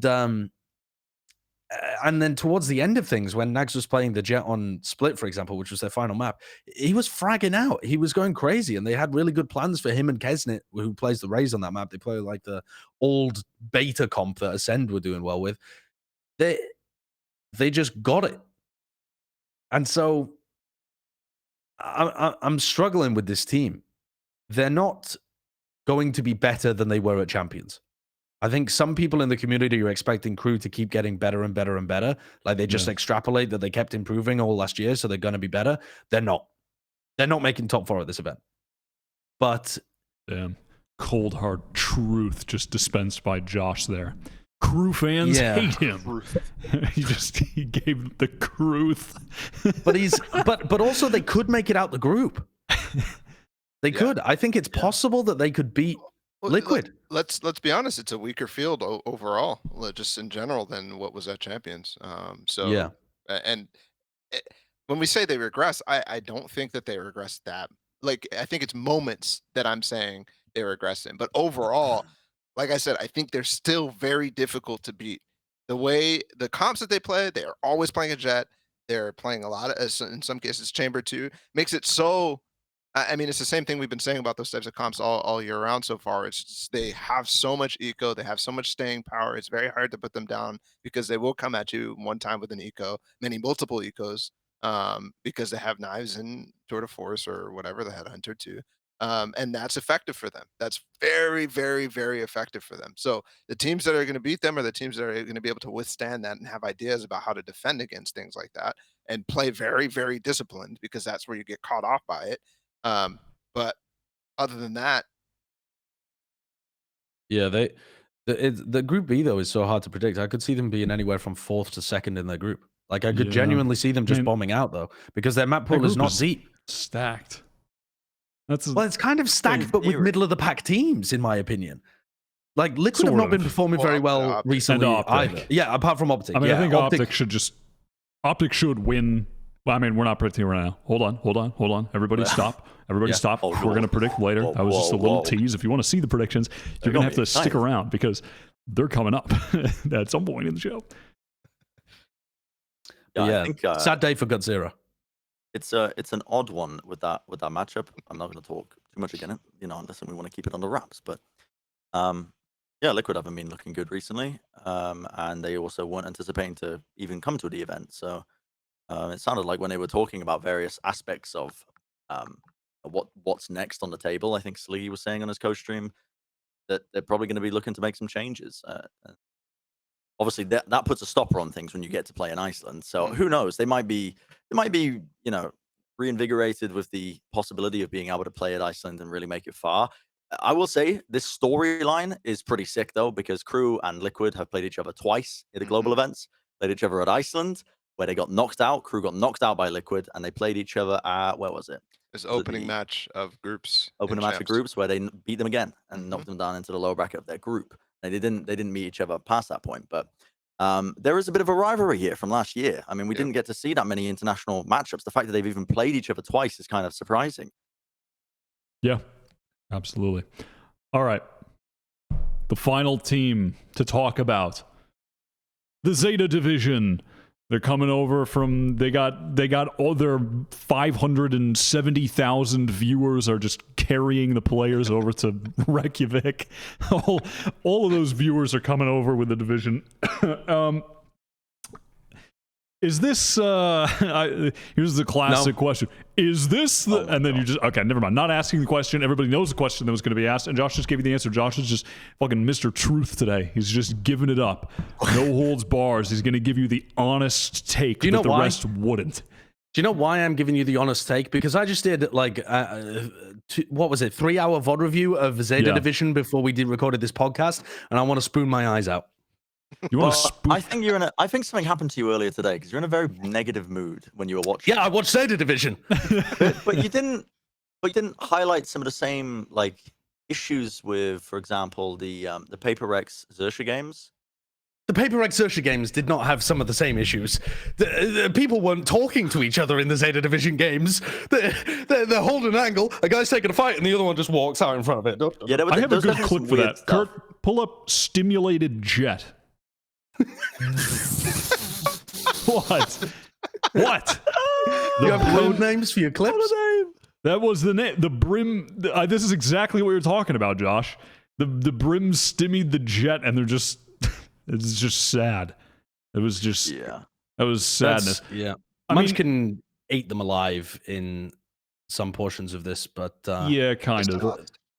My thing with the Zeta Division, I think as far as teams from the region coming over, they're offering more firepower, some cool individual players on this team, 10 and Depp, and of course Laz has, got perhaps a few more better players around him to try and make something happen.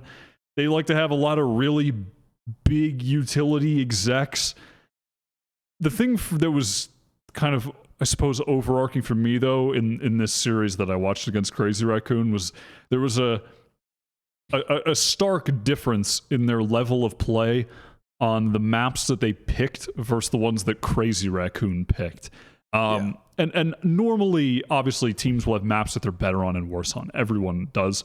But for me, it was just too significant, where despite them winning that bind game, I felt like that was one of the games where they looked really lost. Like, Kurt, I don't want to just pull up bad clips, but like you could pull up, but there was a clip that's like something about reloading. I think it's like, why these MFs still reloading? There were so many, Josh, did you notice that there were so many moments where players were reloading with like 20 bullets in the clip? Did you notice there were so many moments where they were ruining their defensive setups to go and get Sky healed? I mean, this was one where 10 is in with 21 bullets. Somehow, my man Papo Gachi didn't get that kill, and then he's reloading and he gets swung on. No, yeah, I don't know. I mean, that I kept noticing players really liked reloading. They just really wanted to have the max bullets in the clip. No, the individual decision making is the worst out of any of the teams that I was looking at while I was here, and it's not even close. Now, I was watching this. Yeah, go on, Bren. Go ahead, Wyatt. I don't want to run. Oh no. I do want to say though. I mean, I have some clips you could pull up, Kurt. The ones with that asterisks are like good rounds, I think, because they do have some good rounds where they do big site execs. There's a ton of utility. They overwhelm. They like the pistol round on Split, Kurt. If you could pull that one up, maybe. Like they had a good pistol round strat against Crazy Raccoon, and that was on the map that they picked was Split. And I thought on those maps they had better plans. And for me, their post plants were better on those maps. They were a bit better at supporting each other as individual players. Yeah. But on the maps they didn't pick, like Bind, Haven, their post plants for me were just killing me, man. They were very messy. The players they seemed unsure of how to help each other. But I saw there was some good gameplay here on Split, on Icebox. Yeah. I came into this VOD review of Zeta Division, and I came into it so off the back of Champions. I really watched it, and I was like, I really didn't expect much at all from just Japan as a region. I think out of all the regions from Champs to now, Japan has made the biggest leaps in terms of general play, but unfortunately every other region has also improved at the same has also just been improving. I'm not going to say the same rates, but I think Japan have caught up the most, but it's still not enough. And the things that you're talking about, which is like these fundamental mistakes that they're making in their individual plays. Like I don't really know how to describe it other than I think Zeta Division, they've copied a lot of these comps over from other regions that had success with them. Like this is like a pretty standard comp from Split that a lot of teams were playing. They're not really playing it as much anymore. It's like the double controller with the Astra Viper. And they understand how that comp is supposed to play on the maps that they like to pick, but only on specific sides. It's very inconsistent. Their defense setup on Split is like really weird, but their attack side on Split is pretty good in terms of how they understand what they should be prioritizing, where they should be using utility to take areas of the map, how they're pushing and pulling rotations. Sometimes it gets a little bit in the weeds, don't get me wrong, but I think I saw something there. I saw a glimmer of hope.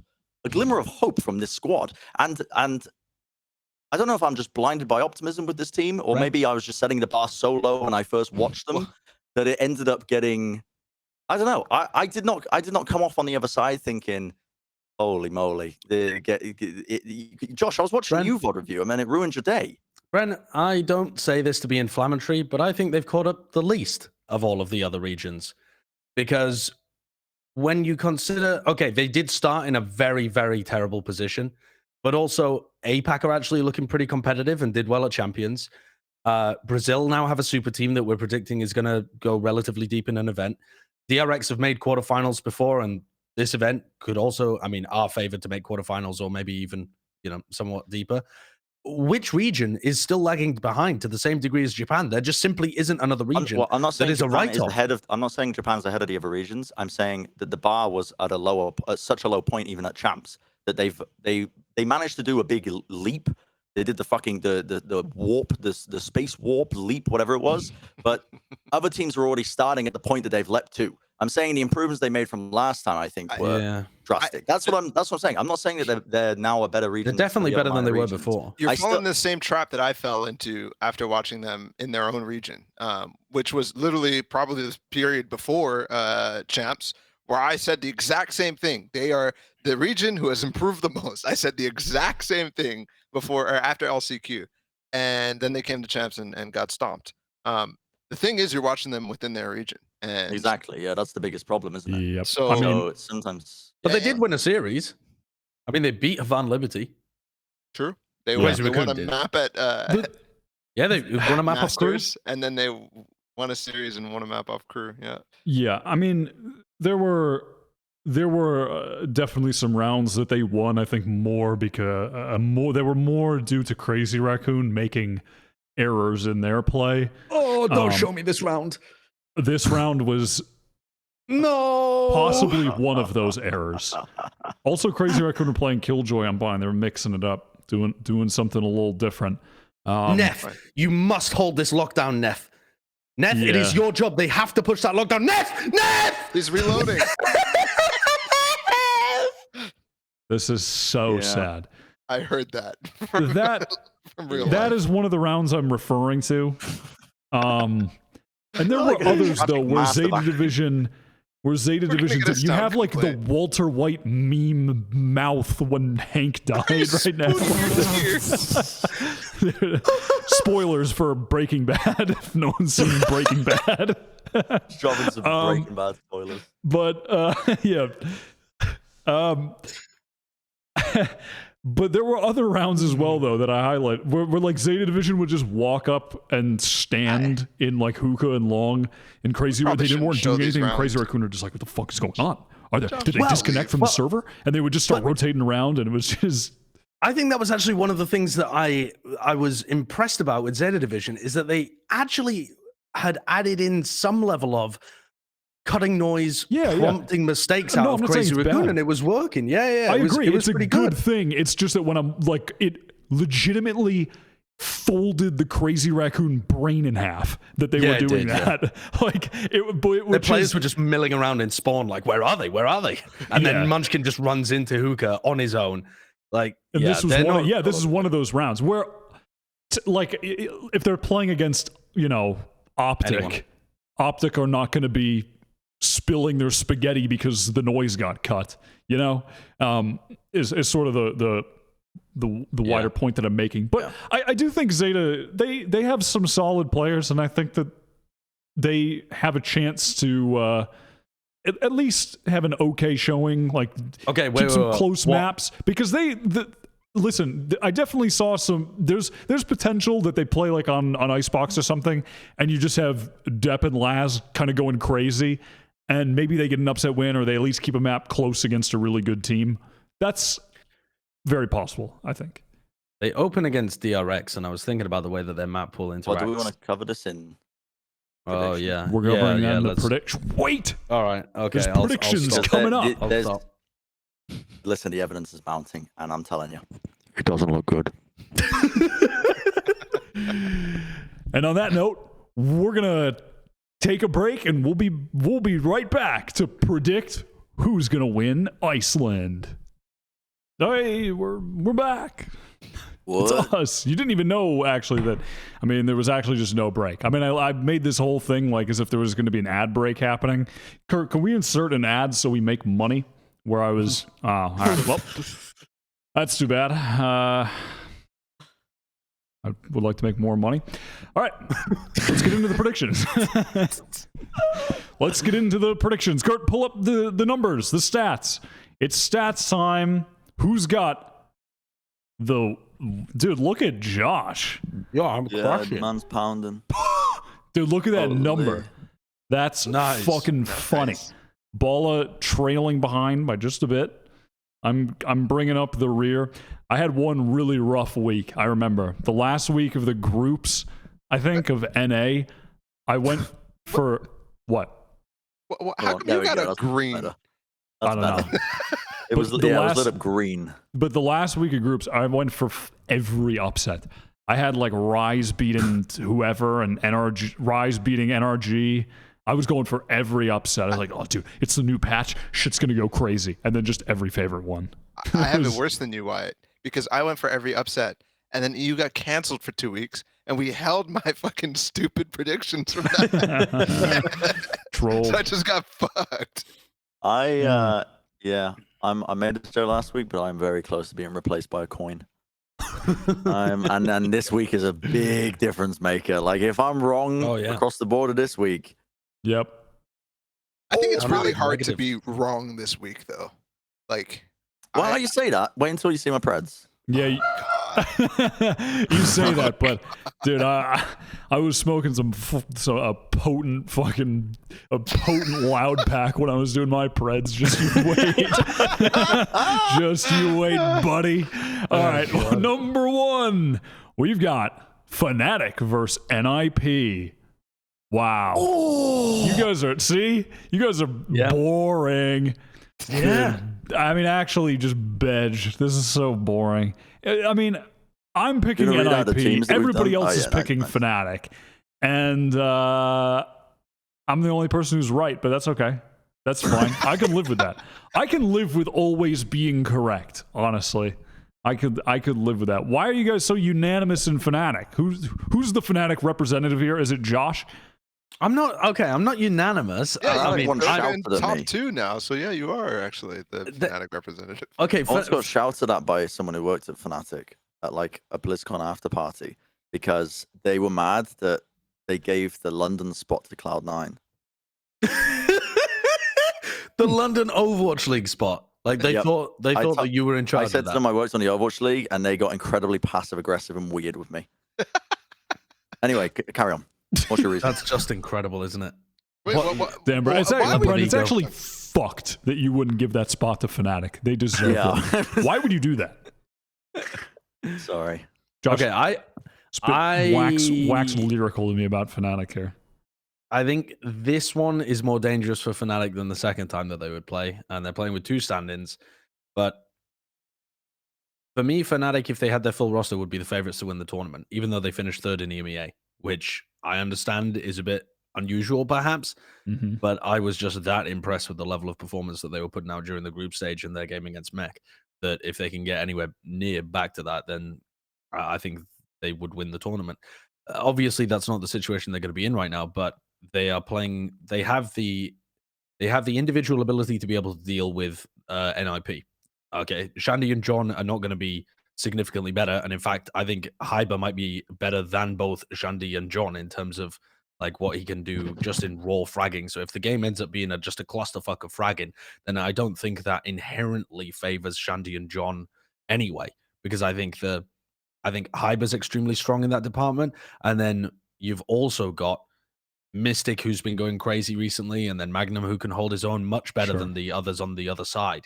Like, you're not going to get that level of fragging really from B&J on smokes. He gets good impact kills, but he doesn't just go dumb crazy like face checking everybody. So I think even if this goes into absolute jail Valorant territory, which it definitely could do. With that, by the way.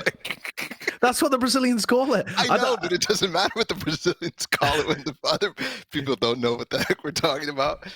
But if this does go jail Valorant territory, then I think it's fine because Hyper brought a shank. Just say chaotic. Just say. No, I like the term. I like the term. Well, here's what I'm gonna tell you. Okay. Oh. Here's what I'm gonna. I gotta come back after. I swear to God, I'm back to tell the truth, and that's it. Because nobody else will tell the goddamn truth in this analytical space, except for me. What is the truth? The truth is, NIP are winning this game. And I'm going to tell you why. It's because Fnatic have 2 subs. It's going to be a puggy game, which means that Fnatic they're stepping into NIP's world, and they have to. They don't have a choice. They're walking right into NIP's world, and when the going gets tough, when things get scrappy, Fnatic are going to be like, oh fuck! If only Durka was here, we'd have a strat. Our Brave would be flashing here, and then we could all. But they can't do that. They can't do that, and it won't fucking matter when John's just running around on Reyna fragging out. I mean, that is the plain, that is the simple, and that is what is going to occur. NIP are winning this game. I can't wait to be 17 and 16 on the picks after this one. I'm not on board with you, Wyatt, just in general, but I don't agree with Josh that this is the more likely a game to be upset with, because how this goes is that Fnatic is playing for the first time with their new team, and on LAN, that's a very good circumstance to be in. In my opinion, that's just like the chemistry, you're just right there. You don't have to worry about the online. You can talk to somebody. It's very easy. Number 2, NIP plays a style that is so good as a team that is not structured anymore, right? They have structure, but they can't play that way because not everybody's gonna be up to speed. Not everybody's gonna have the dry running, time put in to actually keep up. And playing against NIP is the perfect one to play against because they play in a normal way. They play in a way that you can start to read. You can just start to understand. So I think that this game is easier than the second rematch where NIP will then NIP will know how Fnatic is going to play into them more so. Do you think NIP ever adjust to how Fnatic play? I don't see them as the type of team to adjust rather than just try and frag harder. We're at an international tournament. Of course they adjust. Like, of course they do. Yeah. I don't know. I mean, it hasn't mattered at previous international tournaments. What? Some teams. The rematches? No, or just you mean adjusting from one rematch to the next? I don't know. Yeah, I just haven't been impressed with the Brazilian There's teams in something terms of making their rematches. I really like when it goes to Bren's cam, you just have the logo is just so high quality, pristine, and then just the background. Anyway, Balla, I'm going to tell you something with that point that you just made, okay? You're right. So, can't wait to be 17 and 16 with the predictions next week because, yeah, you're probably right, goddammit. But also, more importantly, this is the match of the week. This is the match of the week. Whoa. Oh, look at the graphic. Whoa. That means that you, the viewers, yes, you, Timmy. yes, Timmy22@gmail.com, you can voice your opinion on more places than just Twitter and Reddit with our poll. Oh, the viewers, they were wrong.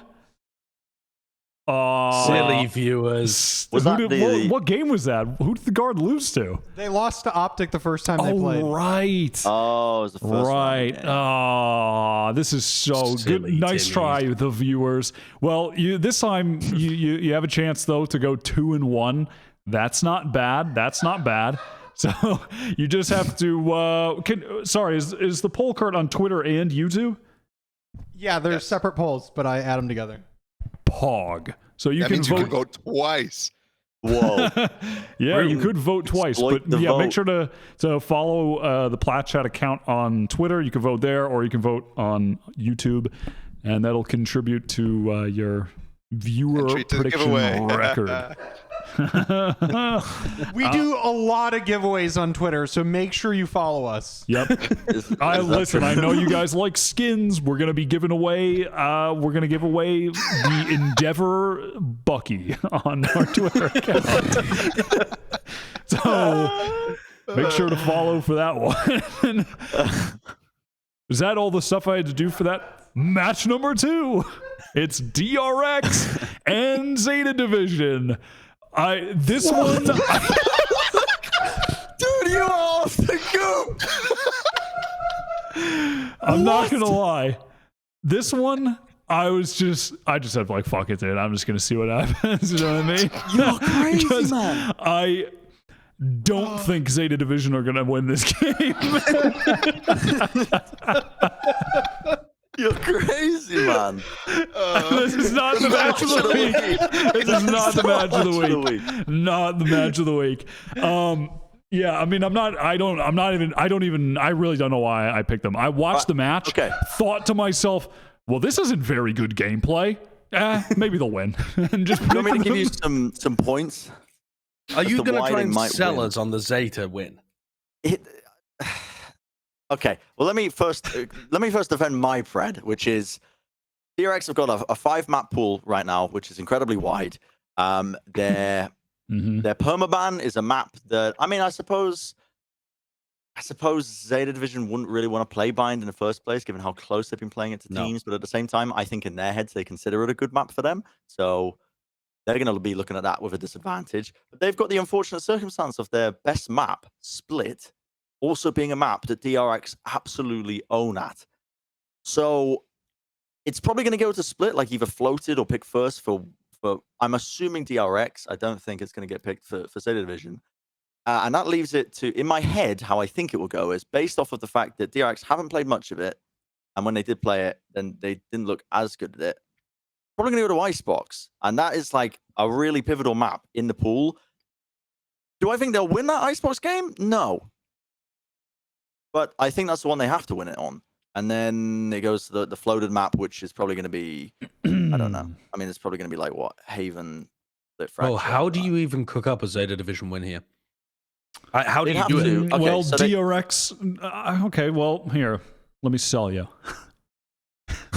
DRX, they haven't performed, they haven't lived up to the expectations. They haven't really performed very well on LAN so far. They're going up against the scrappy new team, put together some of the Japanese talent. Laz, proven on LAN, by the way. We know Laz goes hard at LAN. You can't say that's not true because he does. So no Laz barrier. is going to show up. And then you got, no language barrier. You got the experienced multi-game all-star in depth gonna come through. Uses Iceland? PUBG That's experience. nothing. He's been playing Dota, Fortnite, Roblox, World of Tanks. He's gone pro in every goddamn game in Japan. Okay, so to play in a Masters Iceland, that's nothing for him. And then you got 10 as well. He had some crazy maps on. So listen, they come in with they come in. Firepower's on point. They get a decent. I don't know how, but they get a decent map pool in the series against DRX. Yeah, that's not possible. See, that's the problem. That's where there's really a roadblock in this impossible to craft narrative, is that there's just what 3 maps could they play where they win? You can change your pick. You don't have to die on this don't let hill. No, not at this I'm point. sticking with it. I'm sticking with it. Because it's going to happen now that this is... Because the thing is, if they play like Split and Icebox, Then they lose both, but they have the best chance on Icebox. I mean, There's just no hope. There's no hope. When I was watching Zeta Division, there's no hope. I don't think that there's no hope. Okay, if I had to put a percentage on it of Zeta Division actually winning the series, Yep. and I'm trying to be serious here, like I'm trying to imagine what odds would I place large amounts of money on, and I think I would still take it at 10%. I think I'd take 10 to 1. Yeah. Something like that. And maybe that is still way too generous to Zeta. Because I don't think I would expect to make money off Zeta Division. Yeah. Sure. I will say though, I really don't think Vision Strikers were particularly impressive at Champions, and I think that some of their players that you expect to be heavy hitters were just kind of meh. Even at Berlin too, were kind of meh. Stacks aside. So also RB's swapped himself onto a much better role now for himself. Like I agree with RB that like that initiator role just wasn't. That was the person. That's what I was really thinking of when I was saying. But RB's currently pounded. I mean, he really is. Like the whole team is clicking, and they're not like favorites to win the tournament, but they're not gonna get upset by somebody like this. I'm sticking with it. I'm not changing my prediction. I'm sticking with it. They're gonna walk into RB repeatedly and feed. I'm sticking with it. You guys are gonna be crying and pissing when Zeta Division win. All right, next up, Optic versus Xerxia. I don't even remember. Okay, Optic. I swear, if you went for Xerxia. This one, yeah, Optic. I was going to say, did I put Xerxia? I hope not, because Optic are definitely going to win. Glad I went with the team that's going to win on this one, which is Optic. I do though think that Optic's map pool has looked a little shaky for a team that should have aspirations of winning this tournament outright. And I don't think Xerxia's going to be able to punish that, but as they progress throughout the group stage, they're going to have to give away more than the other teams that have already locked themselves into playoffs. And I think one of the things that you want to be looking at is what their level looks like on Fracture, because Fracture's a map that I don't think they're going to be insta-banning. Their insta-ban should be Breeze because they looked cap on Breeze even when they played it, and they've been insta-banning it otherwise. But their Fracture might not be the same, might not be like at that top level that we thought it was after the NRG game, because every time they've played it since then, they just looked fairly limp, fairly readable compared to the other top teams in North America. So that's certainly something I've got my eyes on if it creeps into the map pool in any of these games. Sure. I just think Optic are coming in with good comps. Ye's in great form at the moment. Can't ask for much more than that, right? I mean, it's got to be enough to beat Xerxia, I would hope. Just dodge COVID.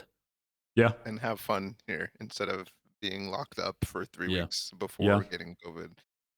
Yeah. Victor's been good too. Online post champions. All right, well that's an easy one. Crew versus Team Liquid. This one's tough. No, okay, apparently not tough. Now I actually haven't done my crew prep yet, so I haven't watched the crew VOD. I'm just going off of what you guys have been saying about it. Okay, I don't think the audience is going to look at this and they're going to think, well, okay, even if you're thinking about last year, we actually had Crew and Optic pretty close, right? It was Both teams made it to the semifinals of champions. Both organizations did really well over the course of the entire year, had like big placements in some big tournaments, but they're actually both looking kind of wank right now. And it is a battle of who can be the least wank. And I don't know. I actually don't know that Liquid are in the lead. I think I am really 50-50 on this game. And the fact all four of us have gone with Liquid, I think, is going to give the impression that it's a clear-cut thing when it's nowhere near. Yeah. I think Crew could easily win this game. The more I think about it, the more I just want to switch my prediction, honestly, because I'm just not happy with Liquid, and what they're talking about right now requires them to make such a shift in their mindset and leadership structure that with how they've been playing, I don't think they're ready to switch to a normal way. I'm switching to Crew. I'm switching to Crew. Okay. I don't think that's unreasonable at all. I'll allow it. I was feeling this game as like a 60-40, so I went with Liquid. It was certainly not like 80-20. I go with Liquid, and we all pick Liquid. I have Liquid as a bottom 4 team at the event. Is how you do the sign. Bottom 4 team at the event. Yeah, I think four. I think the community in general is too high on Liquid. Oh, dude. They got to him. Do you think he's still talking? Oh. Yeah, I was still talking. Well, tell me about the community in general. Yeah, the community in general. I think the community in general is overrating Liquid based on their big name value and how well they did towards the end of last year throughout their LCQ run, that like Red Bull tournament that they did really well in, and then the Champions semifinals. Obviously, they were a really good team then. But if you actually look at what they've done this year, they don't have a single map where they look good. They don't have any comps that are new that they look impressive at. They don't have a player that's particularly standing out or a meta element that they're doing pretty well at. All of their players are underperforming. They don't have an IGL that they believe in. They don't have a map that's their home ground. And they shouldn't even be here. And they shouldn't be here. Yeah. So this is they're going to make some big changes. They're going to probably swap their IGL around, change a bunch of their comps. And then it's just a punt on whether you think they can do it in time with a week to prep and go on a miracle run. Because you really shouldn't expect much from this team. And the community is expecting a lot from this team. And the crazy part, too, is that this meta should be perfect for them.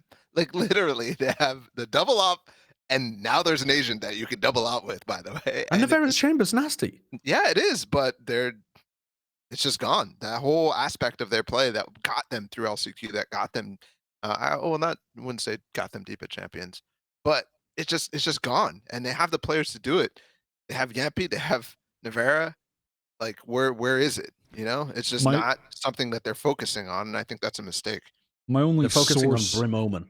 My only source of hopiates is that Liquid just always they always go through the phase of trying to innovate and bring out some new shit, and then they just go back to old reliable and are good again.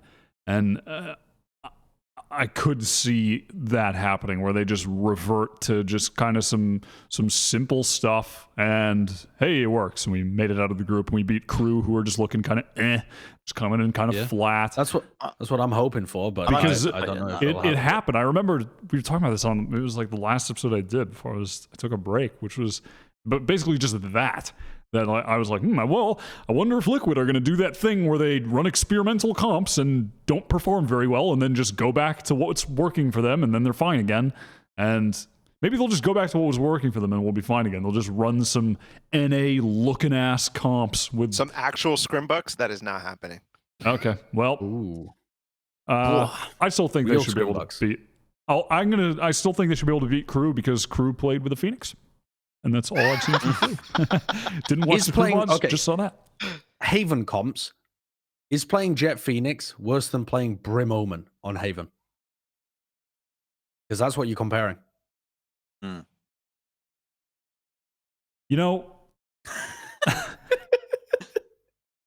That's... Whoa, that was a jump scare. That's a very good point, Josh. I would rather have the Wardell and drone comp than whatever, the double smoke antics Omen Brim. that's The going Cutler on over there. Hazed comp. But you know what? Yeah.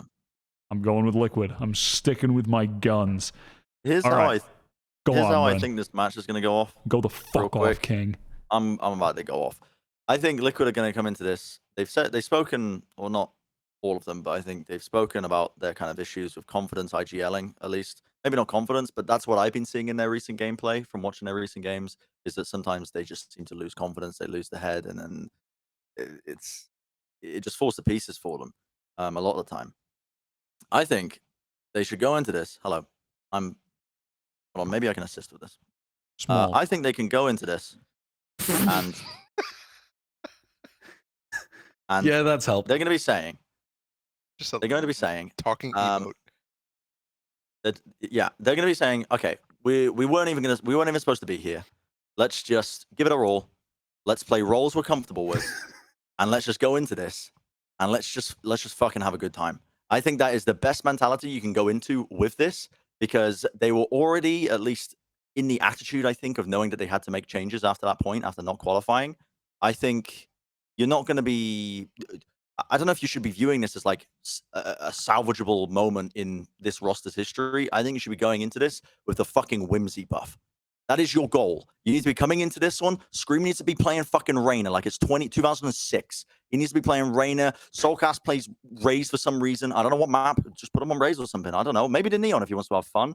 Who the fuck knows? Yampy can play Jett, I guess. Let's play Triple Duelist. Why not? I don't know. Let's just... I think... Triple Duelist. I know what you mean, though. I think they need to come into this. And I think they will come into it with that kind of mentality. I don't think they will. I don't know. I don't know them personally, but I feel like that I do. Is... and I'm going to tell you, they're not coming in with the whimsy buff, Bren. I think they're coming in with the anti-whimsy. They're coming in with the like, we don't deserve this. We You can't do that. We have to do our best. We have to come in and you know, stake a claim for EU. I think they're not. They're coming in with the opposite of the whimsy. They're coming in with the serious anti-buff. That's a horrific mentality to have if they are coming into it. I mean, we're speculating on the mentality of these teams now. I look like the fucking head from Power Rangers, just in the tube. Just call it. I can't remember what the guy's name is. Power Rangers or several. Yeah, you got to come in with the whimsy buff. You can't come into it fucking emo listening to what is it? Fucking XXX Nation. You can't come into it just emo as fuck. You got to come into this. You got to come into this match with a bit of whimsy. Just the expectation that you is that his name? There you go. You got to come into this having fun, knowing that you weren't supposed to be here, but you're going to make the most of it. And honestly, you should be, I think, relying on the fucking raw fundamentals, the shit that you know this team can do well. Trading, swinging, screams, clicking on fucking heads, just ripping off heads, you know. Maybe have a little bit of a snowball fight outside afterwards, you know. Just get a bit of a team building exercise going. I don't know. Yeah. Listen, Bren, I'm with you. I just feel like it won't happen.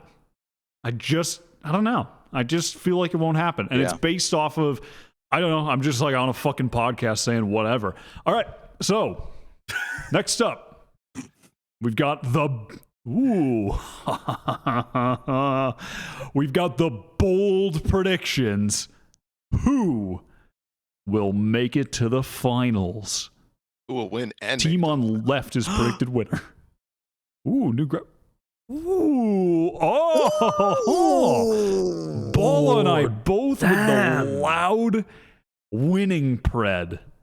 My man. We got Bren with the G2 pick. You trying to go out to dinner with Mixwell? Trying to be friends with Mixwell? Yeah, me and Carlos. Listen, I'm trying to create that connection. You know, I hear he likes to burn money. I'm a target for that. Listen, you can sponsor me. I'm ready to get a sponsorship. No, I think. Am I styling? Am I justifying the G2? No. I'm just saying Josh with Optic, just because we all got different shit. We all got different stuff, except for Ball and I. But none of us have the same pairing, at least. But Bren, you can start. What? Tell me about G2. Why are they winning? I said on a previous episode, I'm getting the same vibes from G2 that I was getting kind of like when they were finding their footing before Berlin. And this time around, it's a little bit different because, my God, Nuki is unbelievable. And he's IGLing. I feel like the fact that they finally settled on that roster with Mixwell has unlocked something in them. And it's just like, I don't know, like the stability has helped them so much in terms of just making improvements in the scene. They are probably the clear favorites in my eyes, I would say. I think there's no team that's really doing it better in terms of being able to I don't want to call it on the fly adapting, but what I love about it is that one of the things that I can really tell, I think, from the calling is that a lot of the calling and calls that get made, I think it's relatively simple in the nature of what they're trying to plan around a map, and instead they're relying a lot on the intuition of each individual player to make correct decisions, and the team just seems to be unlucky. Variant. Oh, As your headings. Bren. Hello. I can hear you. Hello. I can hear him. Oh, hello. I believe I can hear you now, Bren. I can hear you now. But could you repeat that last Where did I leave statement? off? I don't even know. It was so it was just lagging in and out, and it was basically just okay. Mixwell, Real short terms. Carlos, I don't know what you're talking about. G2 on fire. They're playing really well. Nuki's keeping a lot of the calls, I think, pretty simple, which is really cool. They're relying on the individual intuition of the players, and I think that combined with the LAN environment that they're now going to be placed into is a recipe for very good things. I think that could really take it further. They've been looking like they're playing really well. I was considering having G2 as favorites as well, but I went for Optic. But for me, G2 have got two maps where they're potentially best in the tournament at them as well. Their bind has been just ripping through everybody in Europe, which is historically the best region for bind too. But I think Optic might have a claim to that title because their bind has just been looking monstrous over in North America. And even when they have pulled it out at previous events, they've looked good even against the best teams in EMEA. They took Gambit to the very edge. They took Ascent to the very edge as well. So I think that's going to be a great clash if we ever see that.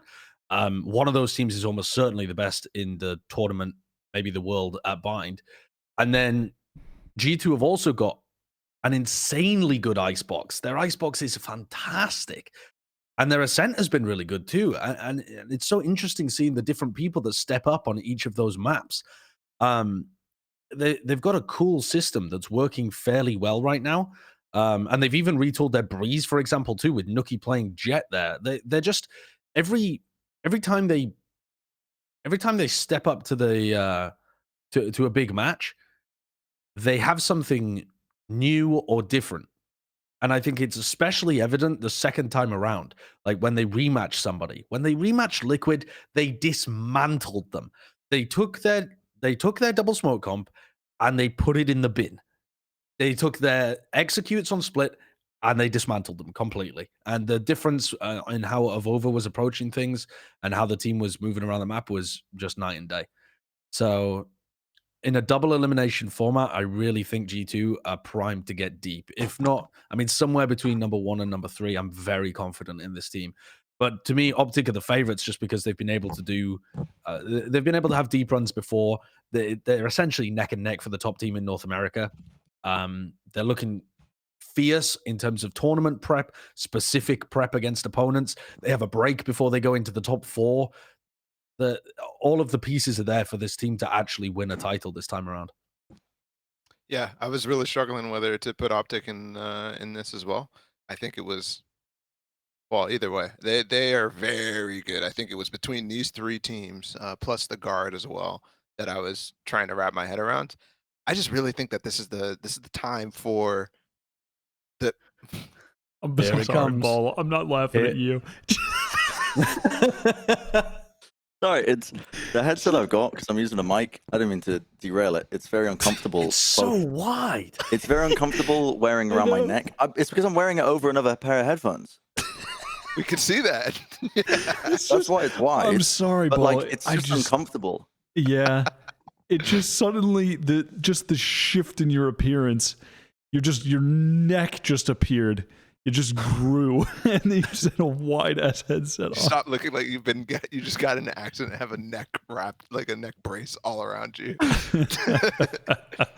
Oh my god, I'm sorry. But anyways, go on, Balla. what was I saying? You know, these teams are the best.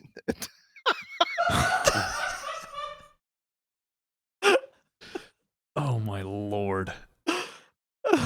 You look like Maz. You know the character from Star Wars with the fucking goggles. I promise you, I'm not doing this for a skit. It just genuinely is very uncomfortable to wear that thing around my neck and on top of my head as a normal headset. So this is, I've had a fucking epiphany while we were recording, and I thought, why not I just do this, and it'll be more uncomfortable. And it is. Yeah. It's more Isn't that comfortable. squeezing your... That's what you look like. Oh my God. Yeah. I mean, I went with Loud winning because map pool's amazing. Players are all amazing.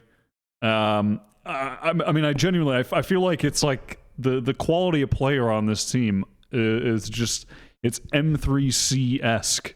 Like they just, across the board, they have guys who can take over the game, from support players to duelists. It doesn't matter. They all have the ability to take over the game individually. Auspus is fucking insane. Like all that shit you were telling me about Musera, I was like, man, I just don't see it. I just never see it. And this is... Oh, he's dead. Oh, so this hotel internet's Brazilian different. Auspus is the truth.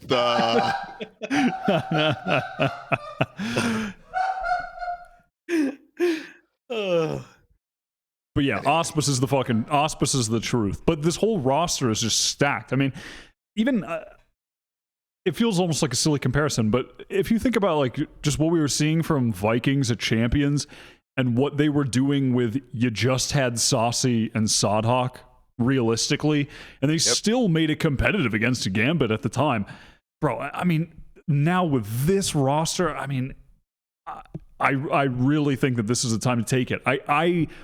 I don't think I would have predicted them to win, excuse me, if FPX were here, but I think that especially with the current, with the state of the field and everything, I think it's just their time to win. I think that they're the most complete team here. That was my point about just like the circumstances right now, plus the fact that we've never had just like a random result in the grand finals, and that will happen. I mean, that will happen. Just maybe that's a stupid way to predict things. I mean, it definitely is that, random shit is going to happen, but this would be the event for it. Every single event so far has been very straightforward. We could, like, the teams who are in the grand finals, we understand. Sentinels, Fnatic, Optic, Gambit, like maybe Optic was a little bit of surprise. And then Champions, Ascend, Gambit. Like, those are good teams. Those are really good teams. They're all in contention at the beginning. And now I see that this is like the time. What's going on with Bren? What is happening? No, keep it up. I like it. The noise is great. I'm chaos. distracting. Actual chaos.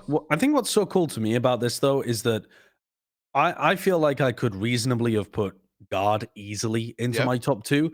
And then if I wanted to take a punt on Loud, which you guys don't consider a punt, but I would consider a bit of a dark horse punt, kind of I think that I think they do actually have a chance of winning the tournament, which I don't think I've ever said about a DRX super team, which they're always the comparison that I like to make because they're currently dominating a region that isn't as good. We know that Brazil is not as competitive as like an NA or EMEA in terms of being able to win these events, but it is a more competitive region with deeper teams.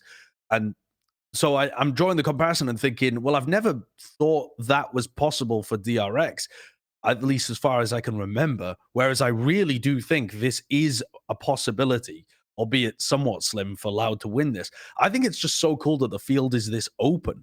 There isn't actually a favorite. It is really cool. There's not one favorite. Yeah.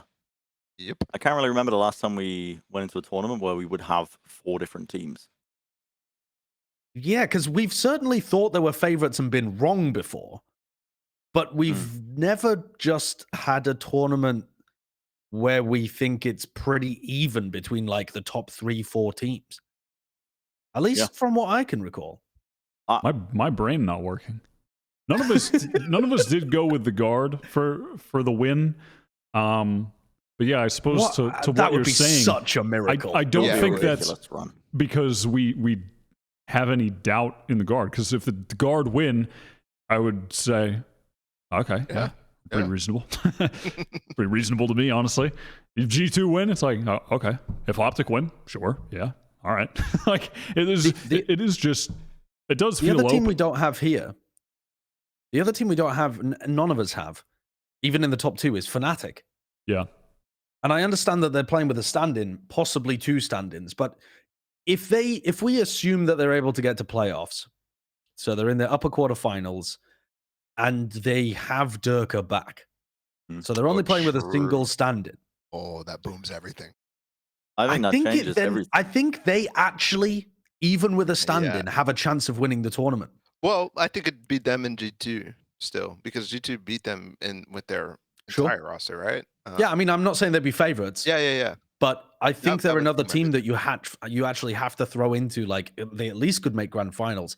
And that's kind of mad because they'd be doing it with a stand-in. But I still think the caliber of that team and what they've showcased recently, that duo at the front of Durka Boaster is just functioning so fucking well. Yeah. Yeah, I think that's I don't know. I think even if that's the case, I think I'm sticking with my top 2, honestly. I think the Guard have done nothing but improve while showing like a humble sort of general attitude to their approach, where it's just very teamwork and just teamwork oriented, a teamwork driven team that just also has skilled players. And I think that them setting very reasonable expectations for themselves and managing those has been one of the things that has allowed them to consistently improve. They're good at taking things one step at a time. I know that's sort of one of the ideas that MC tries to instill. And I think they get that mad nerfed by being in playoffs, by the way. What's up? That this team is the one team that I'd be like, they should play in groups. And because that, in my opinion, is a part where a new team like this will be able to gain the experience, gain the confidence, playing on stage and all that stuff. Out of any team, I think that hurts their chances significantly. Possibly, though they may get a fairly, not easy, but they might get like an easy-ish game in the first round of playoffs, and maybe it's closer than we would expect, and then they are able to play better past that. But I would be more worried if it was single limb.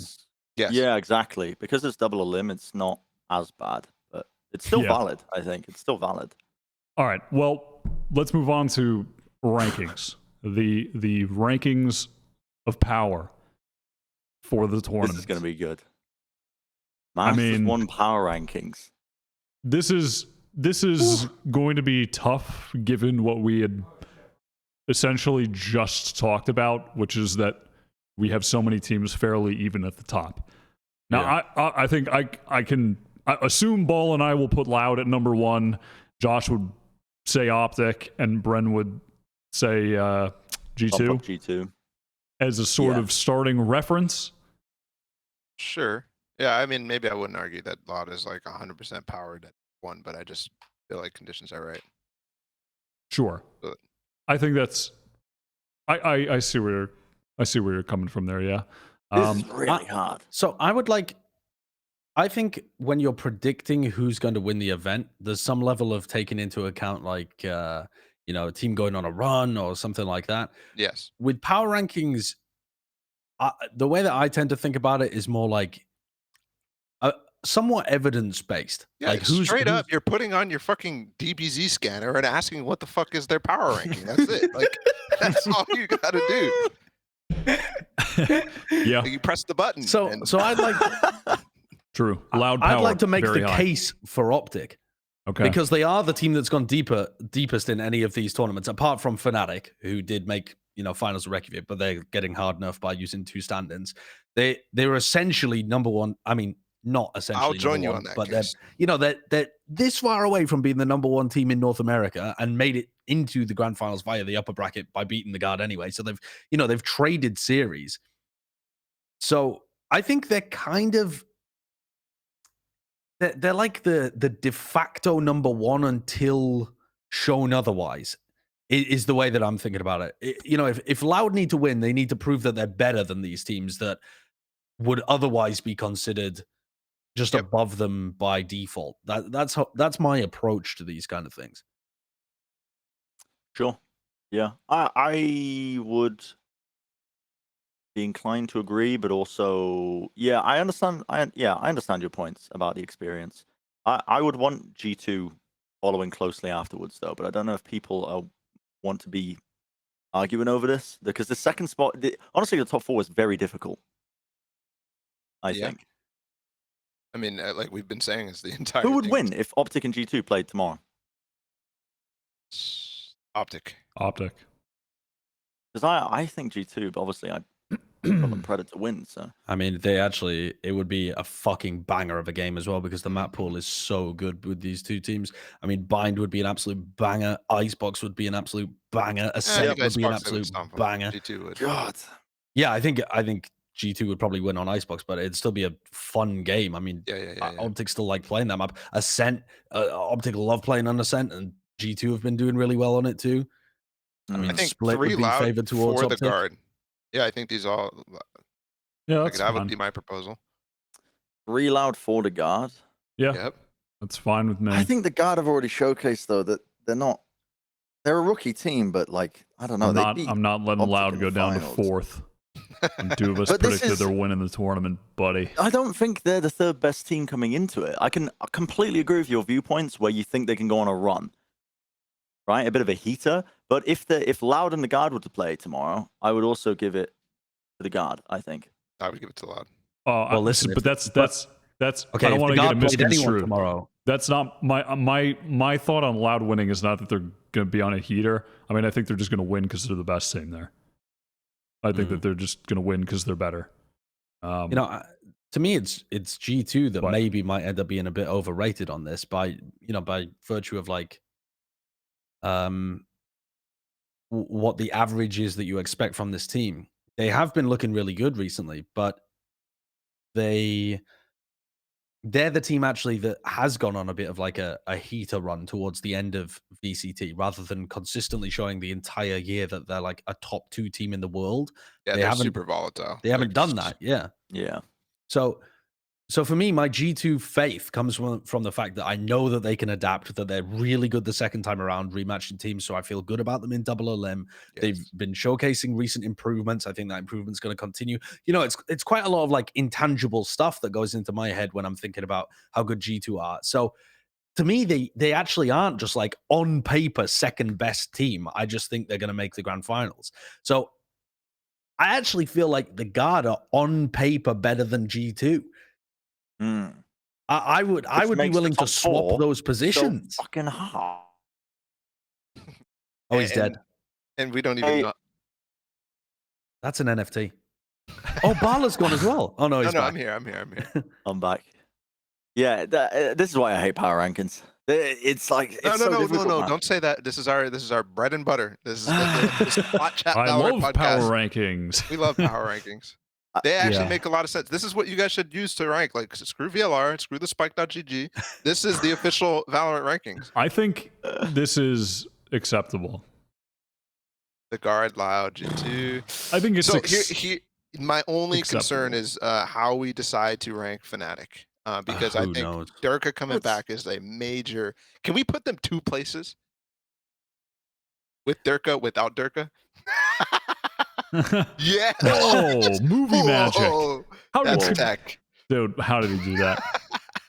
How the hell did he do that? Okay, but where would you put them with Durka? Because I'm struggling with that. Because I still think 2. I'd move everything down. Dude, I think that's too high for a team with a stand-in. I think Braveaf's been incredible with this team. But I think Braveaf has done so much for this squad. But has he done things that Fearoth cannot replicate? I don't know. I'm maybe concerned about his breach. Yeah, that's the thing that Fearoth has the same double shock dart lineups? I don't know. Yeah, absolutely. Why not? Do you think Fearoth has the same fragging and clutch potential? I mean, Braveaf has literally just been winning them rounds. The kind of stuff that you don't really see from Fearoth. Anybody who comes on Fnatic just wins them rounds, I feel like. We've got blue Fnatic. Damn, it's literally Super Saiyan Fnatic. Yeah, looks kind of sick. I like that still a lot. That might have been the best one. That might have been the best one yet. That might have been the best one yet. That was good. Don't know what you're laughing at. Oh God, that's so funny. Beautiful. I like it. Just leave it like that. Okay. Yes, honey. Okay. Dude, I'm Okay, still... but if we're gonna rank them without Durka, then they need to slide down the list. No. It's fine. The viewers will understand. Yeah. It's The Super Saiyan viewers and Fnatic is listeners 1, get it. 2, 3, 4. Yeah, like it's just... Yeah, but I'm saying they're not fifth. They're not fifth with Hyber and Fearoff. No. I agree. No. Who Right. else then?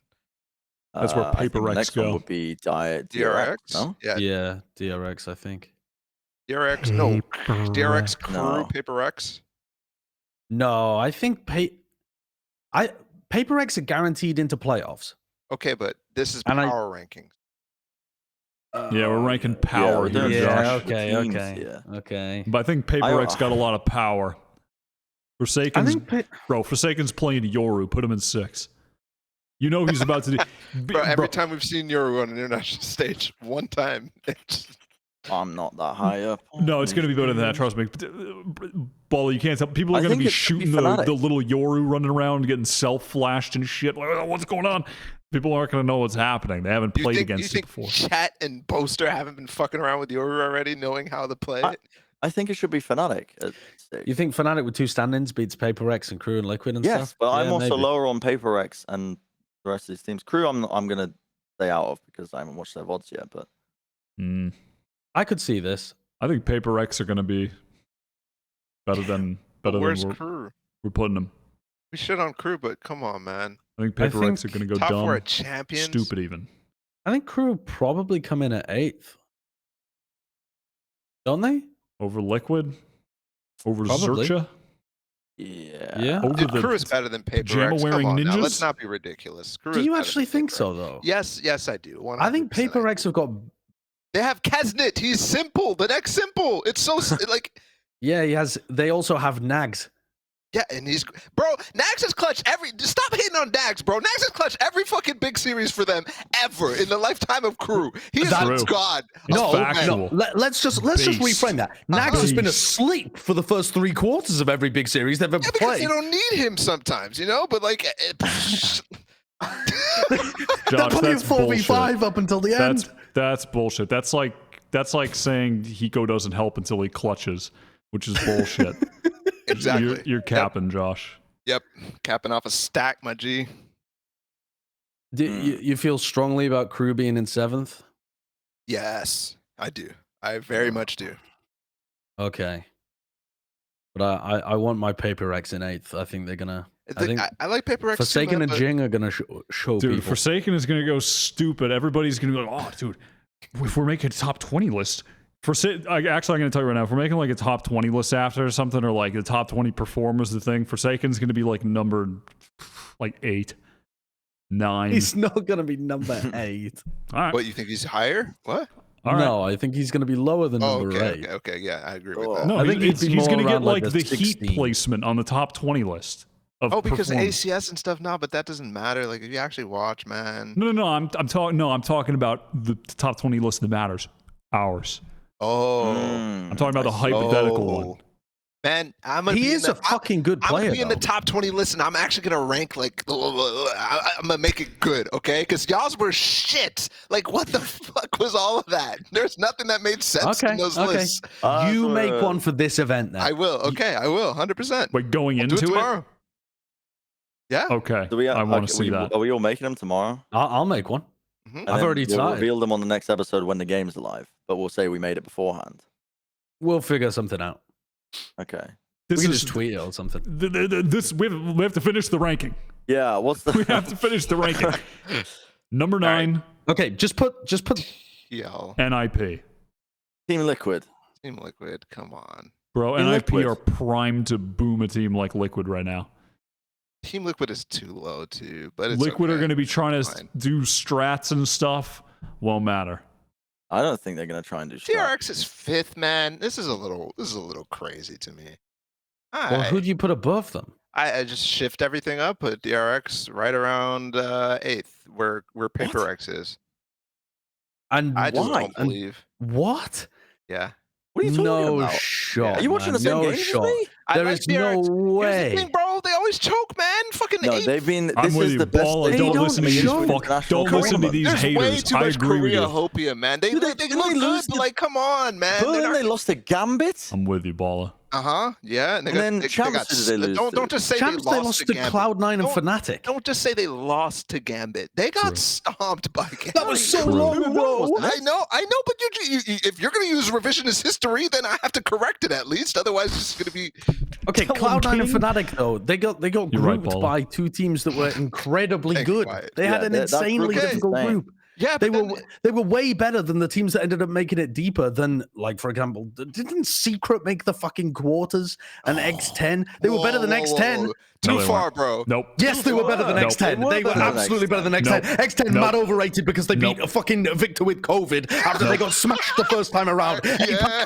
Overrated. Get the fuck out of here. Nope. Yeah, that. I agree with that, actually. Yeah. DRX, Dude, put shoot them DRX back up the Okay, list. all right. Here. Leave him in 5th, but we do a Wyatt clause here. We put a Wyatt clause. If they don't fucking perform again, we're never talking about them. We're just done talking about them True. until they do something. Okay, but they don't have to get top True 5. and They have to based. get top 6 because Fnatic are also above them if they get Durka back. So they are in 6th place if Fnatic get Durka Yeah. back. So as long as they make top 6, we can still Not keep top talking 5. about them. Okay, yeah, sure. Okay, fine. Yeah, fine. It's got to be top 5. Yeah. It's got to be top Even 5 if they even got though Durka we back. rank them 6. Yeah, let's You shake on it. can't- Top Josh, 5 only. You know what? I'm putting my foot down. I don't Yeah. want to talk about This is my DRX and get agent. He'll talk excited for about them me. and be like, oh, are they going to perform at Berlin too after we don't watch them for 3 months and they finish in 6 because they beat the boring teams and then they lose to the good teams and then we That's what they are. They're the fucking gatekeepers, but that's exactly where we've ranked them. Yeah. Yeah, which is why I'm I saying think that's so a fair if ranking, and also we have the most footage that we've had on them in ages. if DRX don't get a win Against Holly Molly. Fucking against. Well, dude, but yeah, come the fuck on. We've rated loud at where? 4th, 3rd? Yeah, because they're which is an fucking underrate. loud. And which is an Loud in their underrate. region. Which is an Am I underrate. fucking crazy here? Which is an I under- gotta speak up about this. I gotta speak up. What is this loud shit, man? Listen, Loud are a good team, but why have we got them in 3rd? You look like They're you're winning. look at you. I mean, you look like you're streaming I'm on losing my Justin fucking mind. TV, getting mad at Call I'm of losing my Duty. You're in a fucking rage mind. montage from Dude, 2009. This quarantine is ending me, bro. I'm staring at this wall. My desk is a triangle. It's a piece of wood. I can't fit anything on it. I got a fucking. My laptop's 100 degrees at every point of the day. It's a triangle, and you know what the fuck the loud symbol is? What? Damn. It's a triangle. Shut up. We're not going there. No. My laptop is 100 degrees Celsius in front of me right now. It does not cool down past that point. I'm going crazy. Why do we have Loud so high up? You want them lower? By 1 point, yeah. By 1 point. One By position. one. I want G2 at 3rd. Oh. No. Not Listen, like Loud this. are a You have to pay me a fantastic team. commission at least, It's potentially a best looking team. In fact, I'll say without a doubt, the best looking team we've seen out of that region. Yeah, Saucy's handsome. Without a doubt G2, in my mind. But G2 made the grand finals in EMEA. Best region. exactly. Yeah. Okay. Sorry, why I think I have to. No, I'm not abandoning ship. Loud is gonna win, but Oh my word. But G2, EMEA is God region. Like, come on, we have Optic in the guard above So them right now, and it's so sad. All the EU teams that are good aren't here, unfortunately. but G2 still got to the finals. Like, come on. Oh my man. God. Hey, hold up. G2 beat our Lord and Savior's Gambit. Like, they fucking. I mean. Yeah, but the circumstances. We're about to do that thing again where No, before we're Iceland. Remember when Sean said before Iceland the best EU teams aren't even here? Yeah, we are. We're definitely doing that They're thing. not even I mean, here. that's right this time. Yeah.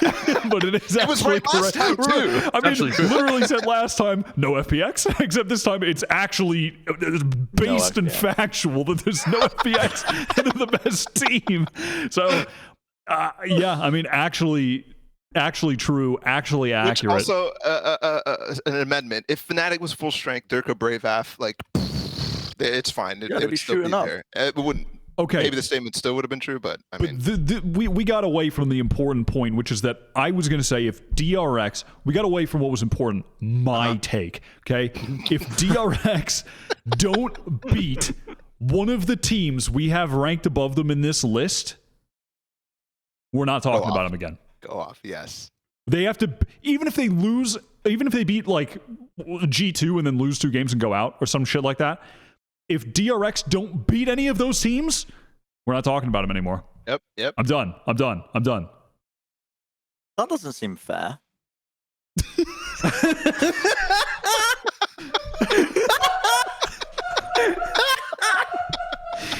I think it's completely fair. Yeah. Here's what's going to happen. Look what happened to I said the same thing about FPX, and look at them now. Look at FPX now. They're doing stuff, and I heckin' love FPX. And I would have predicted FPX to win this shit if they were here.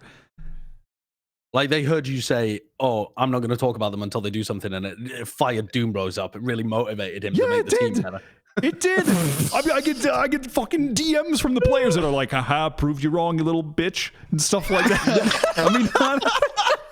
I mean, not exactly like that, but close enough. I've gotten that too. Yeah. Living rent free. So I'll tell you how it's going to go. I'll tell you how it's going to go for DRX. This is what's going to happen. They make it out of their group. Yep. They beat Fnatic, and you say, "Oh, it doesn't count because Fnatic were using 2 standards." Yeah, correct. And then, if they have 2 standards, I'm going to say that, yeah. Yeah, okay. Then they make it to the playoffs. They get seeded against the second seed from the other group, right? That it's either going to be like Liquid or Crew. No, they would be Xerxia seeded against the one of the. It's random seeding. Playoffs. No, it's random seeding for the playoffs teams. For the teams coming out of groups. Ah, okay. So they get seeded against somebody. Okay, so they get seeded against like Paper Rex or something. Yeah. Right, and they beat Paper Rex, and you're like, well, doesn't matter. They beat Paper Rex. They smash them. Yep. Then they're going to go up against the 2 teams that make it to the grand finals, and they're going to lose 2-1 in really close games. And you're going to say, I'm never talking about this dog shit team again. They always choke. No, I wouldn't say that. That's what's going to happen. No. Even though they look nuts. I would not say, I'm not talking about this dog shit team. They always choke. I would say, I'm not talking about DRX until they do something. Because that doesn't mean they're a dog shit team. Doesn't mean they're a bad team. It just means, I'm not talking about them. But they would make it deep. Making a deep placement is what you're expecting for this squad. I think we should get our lawyers involved in the drafting of this Wyatt clause, and we can loop back to it next. I can't get excited anymore. I remember when I used to get excited about Vision Strikers, Josh. There's medication for that. You remember what?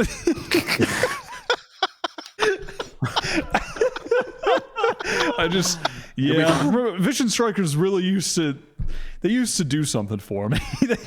Watching those set executes when Stacks would fire off the fault line, and that used to do something for me. This is the set execute meta. This is the set exec meta. They're not doing I don't care anymore. I don't care about set executes anymore. I care about headshots. That's I could go to a Joshua Wilkinson video from 2020, and I could see the same strat being run from DRX. Like, true. You can't lean on the set shit. I like the fact that they've drifted more into like the individual play, the adapting, the mid rounding, the good stuff. Yeah, tell me about the mid rounds. Dude, I know. I'm actually really high up on DRX, more than I thought I would be. I'm surprised that you're not that high up. Bren, do you have like a beanie you could put on top of your head? No. You didn't bring a beanie to Iceland? No. Is it cold over there? You're going to have a cold head. Well, I'm not planning on going outside that much. Fair enough. You're just going to do the event from your hotel room, I guess. Yeah. Okay. I'm still not happy, by the way, with the bottom of this power ranking. Oh. Oh my god, dude! How long has the episode been? Sorry, 4 hours. NIP is not the 10th best team here. 3 people who are jet lagged, sleep deprived, and Wyatt from home. What are you talking about? Still jet lagged. NIP is I'm not jet lagged anymore. You want NIP lower than 10th, Josh? Yep. Yes. Oh my god. Who do you want above them? I would like Xerxia above them. NIP should be at least above Liquid.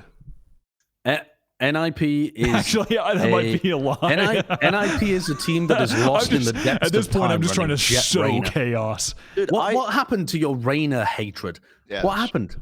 Well, I think the Reina pick is not great, but I think that NIP, there are teams at this event that are primed for boomage. primed and ready for a boomerang, and NIP are going to deliver it. These teams are going to they're not expecting Sentinel's Light to come in with the Reyna Jett and just pound them, but that's what's going to happen. I think they will expect it. No, they won't. Yeah, no, they're not watching the VODs. They're not preparing. I'll tell you what people aren't preparing for. Point. I'll tell you what people aren't preparing for. Shandy and John aren't prepared for the amount of raw fucking fish that they're going to get hit with if they go up against Xerxia. Just unbelievable amounts of raw fish. I don't see where you're getting this from. Well, I'm not that high on them. I think they're 10th. But do you think I would put NIP over them just off the basis that I think a simple strategy works. A team with a simple strategy with good fundamentals and good mechanics, I think, would beat a team like Xerxia that are getting in a bit of the, when the fucking chaos kicks off, when the utilities hit in the back of the site and shit's going wild. They're the kind of team that's swinging out against 3 players. And what NIP aren't? NIP are super fucking disciplined, are they? John just galloping into the front lines. John actually role playing as the fucking the fucking hordes that just ran into the dark. It's not Just John running into the dark and extinguishing an entire species. That is what John does on the regular. Okay. I don't want to do this ranking forever. That's the preface. Now hear me out. I think, Kurt, can you show it on the screen really quick? I would personally put Xerxia, I think, maybe at number 9 here, and move down Liquid. What's this way? And kick NIP off the thing. This way. I think we're underrating Xerxia a little bit. Yeah, this is the X10 team. They have some the X10 team that did really good players. I mean, I feel like everything, Brennan, you were just saying applies to them about the fundamentals and all that, No, I didn't that see whole that point, I as feel much. like applies to them. I think they have a lot of talent on that roster across the board. The boys of Sushi, Did you see the same trap plays coming up? No, I didn't see the set play stuff, but what I did see was they were making some of the right decisions trying to deal with the set plays that were coming at them from Paper X. They didn't just fumble the fucking limes and spill themselves all over the place. Sure. Fumble the limes, yeah. Right, yeah. Okay. I think... So we've settled on this. And Liquid are a bottom 4 team. Oh my god! Wow, So he actually got his thing in. That's crazy. This is bullshit, but I've lost the will to argue. This is gonna get fucking like every fucking time. Obviously, the power rankings aren't gospel, but this shit's we are giving ammunition to the social media managers, and I've had enough. I've had enough of it. We keep getting used in these clout posts, and I don't have enough clout to give. I got barely any clout. I can't afford a webcam. Look at this. I don't have any clout to give around. They keep I know. It's actually farming us for it. It's actually sad. They just post another fucking tier list of what your favorite fast food is on YouTube. Fucking team number A. I don't know. Fuck off. I mean, yeah, you're right. You know what, Bren? You're right. Okay. Well, Is that final? Put it up for a that's the last. screenshot? Unless any breaking news, Kurt, did TSM sign someone yet? Yep. I'm locking it in. TSM actually have announced the like structure for their roster, but I don't want to talk about it. I'm locking it. Did they actually announce the roster? I mean, or it got reported or something, but again, please, I don't want to talk about it. Yeah. But I really want to. Okay, fine. No 3-hour episode talking about TSM. Josh, think about how many views we'd get if we got to talk about Iceland, 100 Thieves, and TSM. My God, we'd be TSM the best team at Iceland. Rich. All right, but we won't. That's fine. It's the weekly award. Last segment.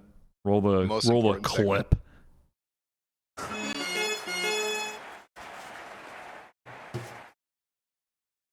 Wyatt's weekly award. This ball is crushed. All right. Man, what a shot. All right. This week, the award goes... You're not going to believe who it goes to this time. This week, the award goes to TENS. his dog because he's just so. Look at how cute this dog is. Look at how cute the Ten's new dog is, huh? Oh, That's very cute. Look at the little guy. You have been replaced with a corpo clout machine. What do you mean? What do you mean? Just look at that. Look at how cute that little poodle is, Josh. Dog video, Tens. You've just got all of the ingredients for a viral trending short that you've just created, and no substance, none whatsoever. What do you mean? I mean, you've been ingrained into the 100 Thieves system. This episode. I think there's a lot of substance in this. Look at how cute that dog is. That is an insanely cute dog. That is a heckin' cute dog. I heckin' love Tens' dog. What is the dog? Did it go to the dog or did it go to I thought Ten? you were giving it to Evie on the mic stand. No. What were you saying, Bren? But who did it go to? Did it go to the dog? Yeah. Okay. He goes. Do you know the dog's name? What's the dog's name? Yeah, like at least give us some human interest. I don't know. I just saw this clip. What? You just saw one clip of a dog and you were like, I've got to give an award to that dog. It'll really appreciate it. What happens was I was watching Tens' stream and he Kurt loves Tens. I watch Tens all the time. And he brought out the pup. And I'm like, this is cute. I'm gonna clip it and show it to Wyatt because I like pups. Yep. And he's like, that's going to our Wyatt's Weekly Award. Very cute dog. Yep. Wow. See? That's a very cute dog, which is why the dog has won the award. Congratulations, Tens' dog. You've won the weekly award. This is the week leading into Iceland. Yeah. You're right. Yeah, Iceland starts Sunday. You're right. Okay, just making sure you knew. Yeah. Who am I supposed to give it to leading into Iceland? What has happened in this past week? NIP qualified for the event this week? Yeah. I mean, Hyber and Feroth are filling in. I'm glad. Did you see the dog clip? Do you like dogs, Josh? Josh, did you see the dog clip, though? That's my question. I give up. Okay. That's fine. I can't believe you hate dogs. With a passion. All right. Well, that's the end of that's the end of the episode. There's no breaking news. We all look so pissed. Like, it's over. We just all left. Dude, follow our Twitter. All right. Well, this episode was bullshit, and we'll see you next week. Bye.